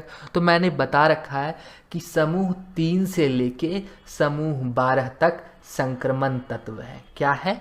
संक्रमण तत्व है। और इसके बारे में आपको क्लास 10th में नहीं पढ़ना है, मैं इस चीज़ को बार बार रिपीट कर रहा हूँ। तो डायरेक्ट आ जाओ अब, 3 संयोजकता इलेक्ट्रॉन वाले तत्व को समूह 13 में रखा जाता है, 4 संयोजकता वाले को 14 में, 5 संयोजकता वाले को 15 में, और मैंने ये पीछे भी पढ़ा रखा है, 8 संयोजकता वाले को 18 में, 7 वाले को 17 में, 6 वाले को 16 में। याद करना ज़्यादा आसान हो जाएगा। 6 यानी 16, 7 यानी 17, 8 यानी 18। कहीं कोई डाउट नहीं। तो किसी समूह में देख रहे हो ना कैसे होता है आपका जो संयोजकता है, कहीं कोई डाउट नहीं। चलो आगे देखते हैं। और हाँ, एक चीज़ ध्यान देना, यहाँ पे संयोजकता इलेक्ट्रॉन के बारे में बताया गया है, सिर्फ संयोजकता के बारे में आपको जो है यहाँ पर नहीं बताया गया है, ठीक है। चलो अब बात करते हैं परमाणु की त्रिज्या या परमाणविक त्रिज्या के बारे में, ठीक है। हमने ये चीज़ ग्रुप में भी देखा था कि पहले जो था बड़ा हो जाता था, सोडियम सबसे बड़ा था, फिर उसके बाद उससे हल्का सा छोटा था मैग्नीशियम, मैग्नीशियम उससे हल्का सा छोटा था, ठीक है। फिर उससे छोटा आगे जो हमारा था ऐसे था। लेकिन इसमें ऐसा नहीं है। इसमें क्या है, हम पूरा एक समूह को लिए हैं जिसके अंदर लिथियम है, सोडियम है, पोटेशियम है, रुबिडियम है, सीजियम है और फ्रांसियम है। सबसे छोटा लिथियम, लिथियम से भी छोटा कौन होगा? हाइड्रोजन होगा। लेकिन हम यहाँ पर हाइड्रोजन को नहीं ले रहे हैं। क्यों नहीं ले रहे हैं? बता रखा है, वो एक विशिष्ट तत्व है, एलिमेंट है, ठीक है, इसलिए हम हाइड्रोजन को नहीं ले रहे हैं। लिथियम सबसे छोटा, फिर सोडियम उससे थोड़ा बड़ा, फिर पोटेशियम उससे भी थोड़ा बड़ा, फिर रुबिडियम उससे भी बड़ा, फिर आपका सीजियम उससे और बड़ा, फिर सीजियम से भी बड़ा फ्रांसियम। तो इससे क्या पता चला? इससे पता ये चलता है कि जब हम समूह में, किसमें? समूह में ऊपर से नीचे जाते हैं, ऊपर से नीचे की तरफ बढ़ते हैं, तो परमाणु का आकार बड़ा होता जाता है। हो रहा है? ऊपर से नीचे जाते हैं तो परमाणु का आकार क्या होता है? बड़ा होता है। किसमें? समूह में। और हमने ये चीज़ क्या पढ़ा था? आवर्त में पढ़ा था कि जब हम बाएं से दाएं की तरफ जाते हैं तो क्या होता है? उसके आकार में छोटा होता जाता है, पढ़ा था। अब ये चीज़ हम समूह में पढ़ रहे हैं कि जब ऊपर से नीचे जाएंगे तो परमाणु का आकार बड़ा होता जाएगा, ठीक। चलिए, यही चीज़ लिखा हुआ है। आवर्त सारणी के किसी समूह में नीचे जाने पर परमाणु का आकार बढ़ता है। देख रहे हो, सबसे बड़ा परमाणु।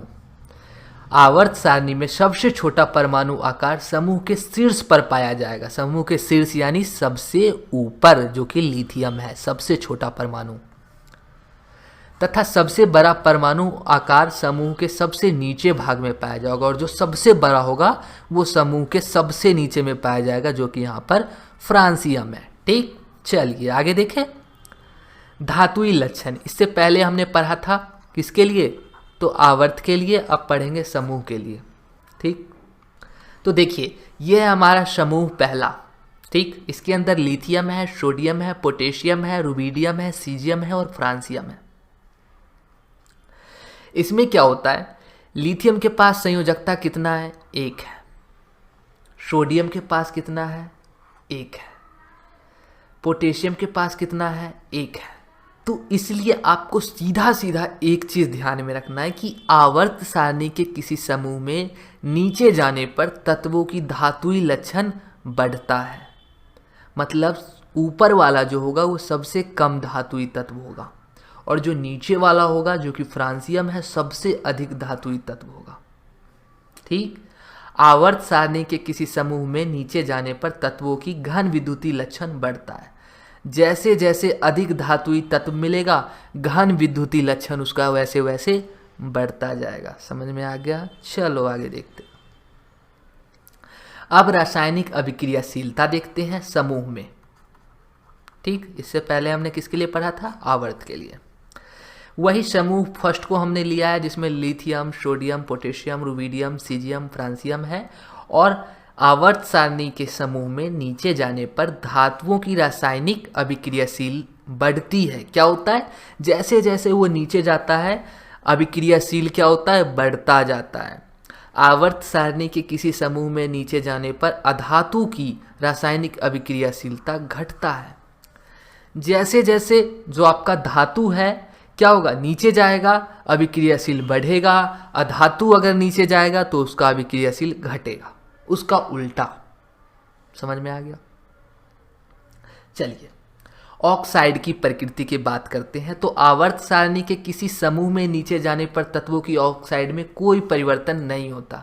तो भैया उसमें तो परिवर्तन होता था, किसमें, आवर्त में, लेकिन समूह में कोई परिवर्तन नहीं होता है। तो इस चीज़ को आपको ध्यान में रखना है। तो अब अगर आपसे कोई पूछे कि आवर्त तथा समूह की क्या विशेषताएं हैं तो आप बता सकते हैं, बिल्कुल बता सकते हैं। और ये क्वेश्चन आपसे 5 नंबर में अगर आपसे कभी एग्जाम में पूछा जाता है तो डायरेक्टली पूछ लिया जाएगा कि समूह की विशेषता बताएं, या फिर आपसे पूछ लिया जाएगा कि आवर्त की विशेषताएं बताएं। तो आप बता सकते हैं ना, ऐसा तो नहीं है कि अब नहीं बता पाओगे। सारे बच्चों को जवाब आना चाहिए और आप सबके सब करके आओगे, ठीक है। चलिए अब बात कर लेते हैं सबसे, अब हमारा लगभग लास्ट टॉपिक ही है, आधुनिक आवर्त सारणी की अच्छाइयाँ क्या है, क्या खासियत है आधुनिक आवर्त सारणी की।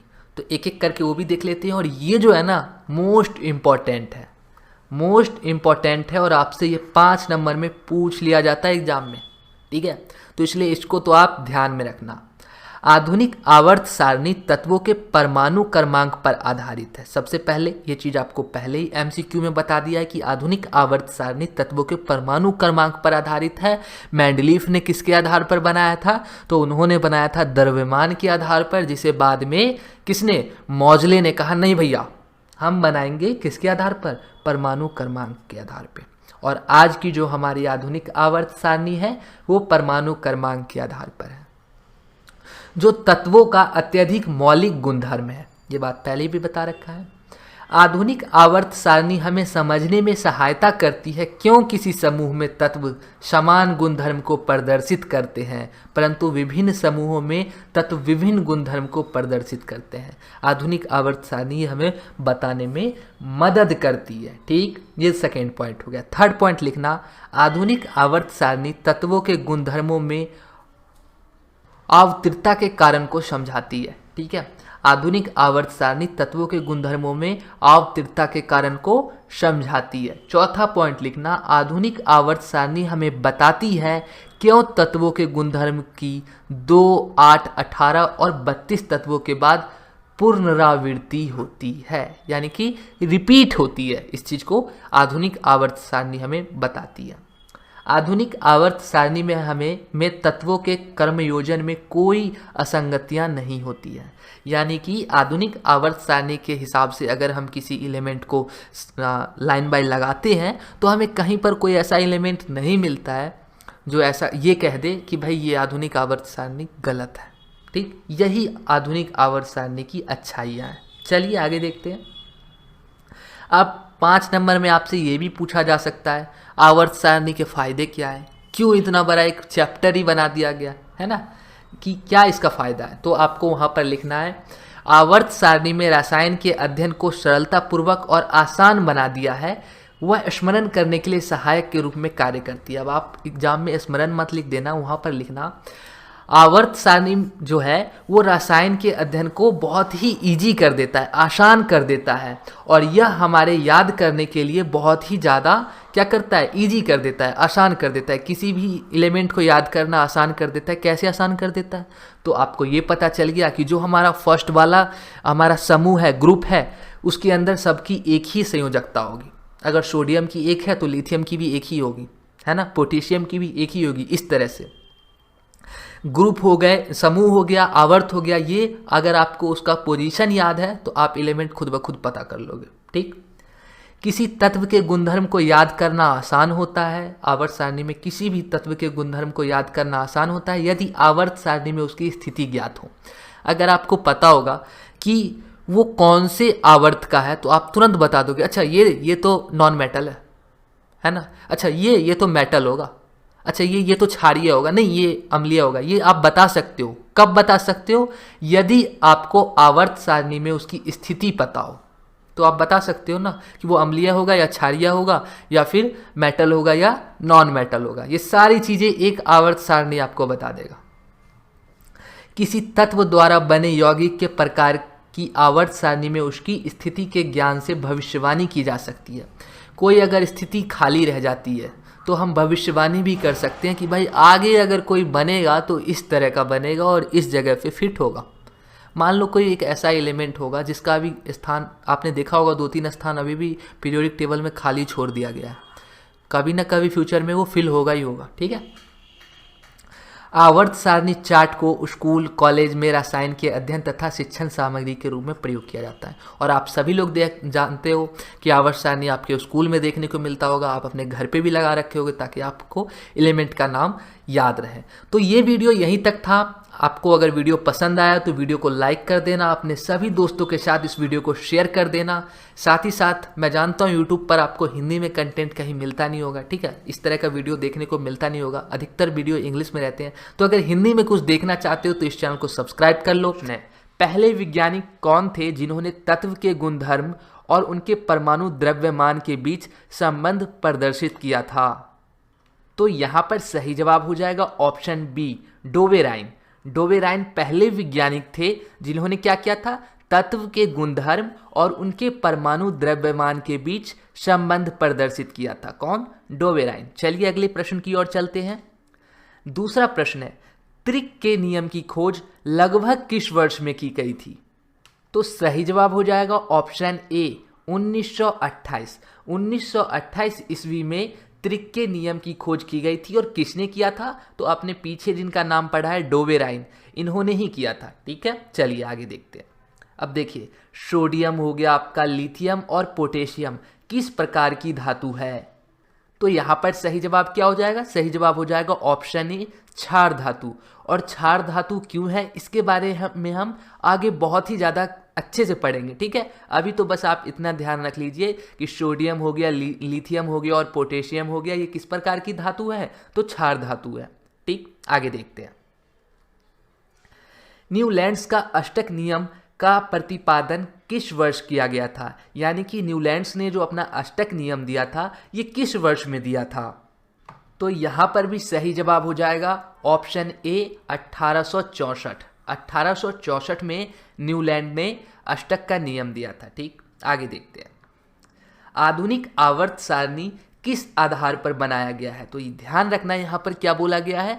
आधुनिक आवर्त सारणी। अगर आपसे बोल दिया जाए मेंडलीफ की आवर्त सारणी या फिर आपके न्यूलैंड्स का अष्टक नियम, इस चीज़ पे आपको ध्यान देना है। सबने अपना अपना अलग अलग तरह से बताया था। और आधुनिक आवर्त सारणी जो है यानी कि मॉडर्न पीरियोडिक टेबल, ये अभी हम लोग इस्तेमाल करते हैं। ठीक, तो आधुनिक आवर्त सारणी किस आधार पर बनाया गया है? तो सही जवाब हो जाएगा ऑप्शन सी, तत्वों के परमाणु क्रमांक के आधार पर। तो आधुनिक आवर्त सारणी जो है वो किस आधार पर बनाया गया है? तो परमाणु क्रमांक के आधार पर। ठीक है, चलिए आगे देखते हैं। अब देखिए, मेंडलीफ ने किस वर्ष अपने आवर्त नियम का प्रतिपादन किया? यानी कि मेंडलीफ ने किस वर्ष अपने आवर्त सारणी जो है हमें दिया था, मतलब कि ज्ञात किया था? तो सही जवाब हो जाएगा ऑप्शन डी, क्या है? 1869। 1869 में मेंडलीफ ने अपने आवर्त सारणी का प्रतिपादन किया था। ठीक, आगे देखते हैं। मेंडलीफ ने जिस समय अपने आवर्त सारणी के बारे में बताया था उस वक्त कितने तत्व ज्ञात किए जा चुके थे? तो मेंडलीफ ने जिस समय अपने आवर्त सारणी के बारे में बताया लोगों को, उस वक्त कुछ तत्व ज्ञात हो चुके थे। और वो कितने तत्व थे? तो सही जवाब हो जाएगा ऑप्शन सी, 63। उस समय तक 63 तत्व पहले से ही ज्ञात थे। ठीक, आगे देखते हैं। न्यूलैंड्स ने जिस समय अपने आवर्त सारणी के बारे में बताया था उस वक्त कितने तत्व ज्ञात किए जा चुके थे? तो सही जवाब हो जाएगा ऑप्शन बी, 56। न्यूलैंड ने जिस समय अपने आवर्त सारणी के बारे में बताया था उस समय तक 56 एलिमेंट हमें ज्ञात थे। ठीक, आगे देखते हैं। तत्व के गुणधर्म उनके परमाणुओं में डैश इलेक्ट्रॉनों की संख्या पर निर्भर होता है। तो यहाँ पर सही जवाब हो जाएगा ऑप्शन ए, संयोजकता इलेक्ट्रॉनों की संख्या पर निर्भर होता है कि उसके गुणधर्म कैसे है। अब ये चीज़ के बारे में जो है आप जब इस वीडियो को आगे देखोगे, जब मैं आपको डेफिनेशन बताऊंगा, समझाऊंगा, उस समय आपको ये कर लेना दोनों काम। ठीक, चलिए आगे देखते हैं। अब देखिए आधुनिक आवर्त सारणी किसके द्वारा बनाई गई थी। तो जो आधुनिक आवर्त सारणी है जिसका हम लोग अभी यूज करते हैं वो किसके द्वारा बनाई गई थी। तो यहाँ पर अगर आप मेंडलीफ कर दोगे तो गलत हो जाएगा, ये चीज़ आपको ध्यान में रखना है। ठीक है, मेंडलीफ यहाँ पर क्या हो जाएगा, गलत हो जाएगा। न्यूलैंड्स भी गलत हो जाएगा और डोबे राइनर भी गलत हो जाएगा। सही जवाब होगा बोर। ठीक है, बोर ने ही आधुनिक आवर्त सारणी बनाया है, इस चीज को आपको ध्यान में रखना है। अब देखिए प्रश्न है, आवर्त सारणी में तत्वों की क्षैतिज पंक्तियां, ठीक है, क्षैतिज पंक्तियां यहां पर आपको ध्यान रखना है। क्षैतिज पंक्तियां क्या कहलाती है। तो सही जवाब हो जाएगा आवर्त कहलाती है। क्या कहलाती है, तो आवर्त कहलाती है। ठीक है, चलिए आगे देखते हैं। अब देखिए आधुनिक आवर्त सारणी में तत्वों को क्रम उनके डैश पर आधारित है। तो किस चीज़ पर आधुनिक आवर्त सारणी के अंदर जो एलिमेंट है उनको क्रम में किया गया है। तो सही जवाब हो जाएगा इलेक्ट्रॉनिक विन्यास पर। ठीक है, किस पर आधारित है, तो इलेक्ट्रॉनिक विन्यास पर आधारित है। चलिए आगे देखते हैं। परमाणु का पहला इलेक्ट्रॉन सेल में अधिकतम कितने इलेक्ट्रॉन रह सकते हैं। यानी कि परमाणु का पहला इलेक्ट्रॉन सेल होता कौन सा है, तो ये आपको याद रखना है के। कौन सा सेल होता है, कि आपका फर्स्ट सेल होता है। सेकंड कौन सा होता है, एल होता है। थर्ड कौन सा होता है, एम होता है। फोर्थ कौन सा होता है, एन होता है। बस आप इतना ही अभी याद रखो, 10th में इससे आगे नहीं पूछा जाता। के एल एम एन, ठीक है, कि हमारा फर्स्ट सेल होता है, एल हमारा सेकेंड सेल होता है, एम हमारा थर्ड सेल होता है और एन हमारा फोर्थ सेल होता है। ठीक है, तो परमाणु का पहला जो सेल है यानी कि के की बात की जा रही है, उसमें अधिकतम कितने इलेक्ट्रॉन रह सकते हैं। तो सही जवाब हो जाएगा ऑप्शन सी, 2 इलेक्ट्रॉन रह सकते हैं, मैक्सिमम 2 इलेक्ट्रॉन। ठीक, आगे देखते हैं। परमाणु के दूसरे इलेक्ट्रॉन सेल में अधिकतम कितने इलेक्ट्रॉन रह सकते हैं। तो दूसरा सेल कौन सा है, एल। और एल सेल में कितने इलेक्ट्रॉन रह सकते हैं, तो आपको याद रखना है कितने, 8। ठीक है, कितने हो जाएंगे यहाँ पर, 8 यहाँ पर सही जवाब हो जाएगा। चलिए आगे देखते हैं। अब देखिए आवर्त सारणी में कितने समूह होते हैं। तो ध्यान रखना है कि आवर्त सारणी में 18 समूह होते हैं। ठीक है, या फिर समूह के जगह अगर वर्ग लिख दिया जाए तो कंफ्यूजन नहीं होना है, समूह या वर्ग दोनों एक ही है। ठीक है, तो याद रखना आवर्त सारणी में कितने समूह या वर्ग होते हैं, तो 18 होते हैं। ठीक, आगे देखते हैं। अब देखिए 3 समूह थर्ड समूह से 12 समूह तक के तत्व क्या कहलाते हैं। तो सही जवाब हो जाएगा ऑप्शन सी, संक्रमण तत्व। क्या कहलाते हैं, संक्रमण तत्व। कौन से समूह से कौन से समूह तक, तो 3 से लेके 12 तक के समूह के तत्व क्या कहलाते हैं, संक्रमण तत्व कहलाते हैं। चलिए आगे देखते हैं। अब देखिए प्रश्न है, परमाणु क्रमांक 57 से लेकर 71 के तत्व क्या कहलाते हैं। यानी कि 57 से लेके 71 के तत्व क्या कहलाते हैं। तो सही जवाब क्या हो जाएगा लैंथेनाइड श्रेणी। क्या कहलाता है, लैंथेनाइड श्रेणी कहलाता है, याद रखना है। आगे देखते हैं। परमाणु क्रमांक 89 से लेके 103 के तत्व क्या कहलाते हैं। तो यहाँ पे सही जवाब हो जाएगा एक्टिनाइड श्रेणी। ठीक है, एक्टिनाइड श्रेणी कहलाते हैं, इस चीज को आपको ध्यान में रखना है। चलिए आगे देखते हैं। आधुनिक आवर्त सारणी में कितने आवर्त होते हैं। तो अभी हमने इससे पीछे क्या पढ़ा था, तो हमने पढ़ा था कि कितने समूह होते हैं। तो आपने कितना बताया था, तो आपने कहा 18 होते हैं। अब आपसे पूछा जा रहा है कितने आवर्त होते हैं। तो कितने आवर्त होते हैं, 7 होते हैं। कितने होते हैं, 7। यहाँ पर ऑप्शन सी सही जवाब हो जाएगा। दोनों चीज पता चल गए, समूह कितने होते हैं 18, आवर्त कितने होते हैं 7। ठीक, आगे देखते हैं। आवर्त में बाएं से दाएं चलने पर तत्वों में संयोजकता इलेक्ट्रॉन की संख्या क्या होती है, बढ़ती है, घटती है, या फिर स्थिर रहती है, या फिर बिल्कुल परिवर्तित ही नहीं होती है। तो सही जवाब हो जाएगा ऑप्शन ए, बढ़ती है। क्या होती है, बढ़ती है। और कहाँ से कहाँ तक बढ़ती है, तो याद रखना 1 से लेकर 8 तक बढ़ती है। ठीक है, जब आवर्त में आप बाएं से दाएं चलने लगोगे एलिमेंट में, तो क्या होगा, संयोजकता क्या होगा, पहले 1 होगा, फिर 2 हो जाएगा, फिर 3 हो जाएगा और लास्ट 8 तक जाएगा, फिर 8 के बाद क्या हो जाएगा, 1 हो जाएगा, 2 हो जाएगा, 3 हो जाएगा, ऐसे करेगा। ठीक है, तो क्या होता है, बढ़ता है। और कितने से कितने तक, तो 1 से 8 तक। आगे देखते हैं। आवर्त सारणी में बाएं से दाएं चलने पर परमाणु का आकार क्या होता है। तो परमाणु का आकार क्या होता है, तो सही जवाब हो जाएगा ऑप्शन ए, घटता है। जैसे जैसे आवर्त सारणी में आप बाएं से दाएं जाओगे, ठीक है, आवर्त सारणी में ऐसे, तो क्या हो जाएगा, उसका परमाणु संख्या जो आकार है वो छोटा होता जाएगा। जैसे सोडियम का आपका जो है इतना बड़ा हो गया, सोडियम के बाद मैग्नीशियम आता है ना, वो इससे हल्का सा छोटा हो गया। फिर उसके बाद एल्युमिनियम देख लेते हैं, वो इससे भी हल्का सा छोटा। तो ऐसे पहले बड़ा, फिर उससे छोटा, फिर उससे छोटा, इस तरह का होगा। और इसके बारे में हम पूरा पढ़ेंगे, बस आपको शुरू से लेकर लास्ट तक वीडियो को देखना है। चलिए आगे देखते हैं। अब देखिए क्वेश्चन नंबर 23 पे आ गए हैं। आवर्त में बाएं से दाएं बढ़ने पर तत्वों की धातुई लक्षण क्या होता है। तो सही जवाब हो जाएगा ऑप्शन बी, घटता है। आवर्त सारणी में बाएं से दाएं बढ़ने पर धातुई लक्षण घटता है। लेकिन ध्यान देना, अगर पूछ लिया जाए कि आवर्त में बाएं से दाएं बढ़ने पर धातुई के जगह अधातुई पूछ लिया जाए, तो याद रखना है, अगर ये घटता है तो वो क्या हो जाएगा, बढ़ता है, यानी कि अधातुई लक्षण बढ़ता है। लेकिन यहाँ पर धातुई पूछा गया है, तो बी सही जवाब हो जाएगा। ठीक है, आगे देखते हैं। अब देखिए प्रश्न है, आवर्त में बाएं से दाएं बढ़ने पर तत्वों की रासायनिक अभिक्रियाशीलता पर क्या प्रभाव पड़ता है। तो यहां पर सही जवाब हो जाएगा ऑप्शन सी, पहले बढ़ती है फिर घटती है। तो आवर्त में जब आप बाएं से दाएं जाओगे तो क्या होगा, पहले तो बढ़ेगी, फिर उसके बाद क्या होने लगेगी, घटने लगेगी। तो इस चीज को आपको ध्यान में रखना है। चलिए लास्ट क्वेश्चन है एमसीक्यू का 25, मैंने बताया था आपको। और फिर उसके बाद एक चीज़ ध्यान में रखना है, आपको कमेंट जाके करना है। मैंने ये चीज़ आपको वीडियो के स्टार्टिंग में ही बोल दिया था, तो कमेंट करना कोई भी स्टूडेंट ना भूले। आवर्त सारणी के किसी समूह में नीचे जाने पर तत्व, तो यहाँ पर हल्का सा गलत हो गया, हुई नहीं होगा बल्कि का हो जाएगा। ठीक है, आवर्त सारणी में किसी समूह में नीचे जाने पर तत्व का धातुई लक्षण पर क्या प्रभाव पड़ता है। तो यहाँ पर आपको ये तो पहले भी हमने कर रखा है, नहीं, यहाँ पर आपको ध्यान देना है। अभी तक हम क्या पढ़ रहे थे, तो आपके आवर्त में पढ़ रहे थे, क्या पढ़ रहे थे, आवर्त में पढ़ रहे थे। लेकिन अब जो है हम समूह के बारे में जानेंगे। किसके बारे में जान रहे हैं, समूह के बारे में। ठीक, तो समूह में जब आप ऊपर से नीचे जाओगे, ठीक है, ऊपर से, अभी तक हम क्या पढ़ रहे थे, दाएं से बाएं, दाएं से बाएं, ऐसे पढ़ रहे थे ना। लेकिन अब बोला जा रहा है ऊपर से अगर नीचे जाए तो धातुई लक्षण पर क्या प्रभाव पड़ता है। इसके बारे में मैं आगे आपको वीडियो में बता दूंगा, अगर यहाँ पे नहीं समझ पा रहे हो तो।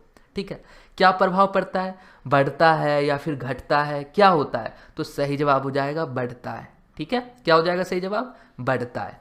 तो ये थे आपके 25 मोस्ट इंपॉर्टेंट एमसीक्यू। मुझे उम्मीद है आप में से बहुत से बच्चों को सारे के सारे पता होगा, कुछ को थोड़ा कम पता होगा। ठीक है, जिनको नहीं पता होगा वो सीख ले, जो जानते हैं उनके लिए बहुत ही अच्छी बात है, उनकी तैयारी बहुत अच्छी हो रखी है।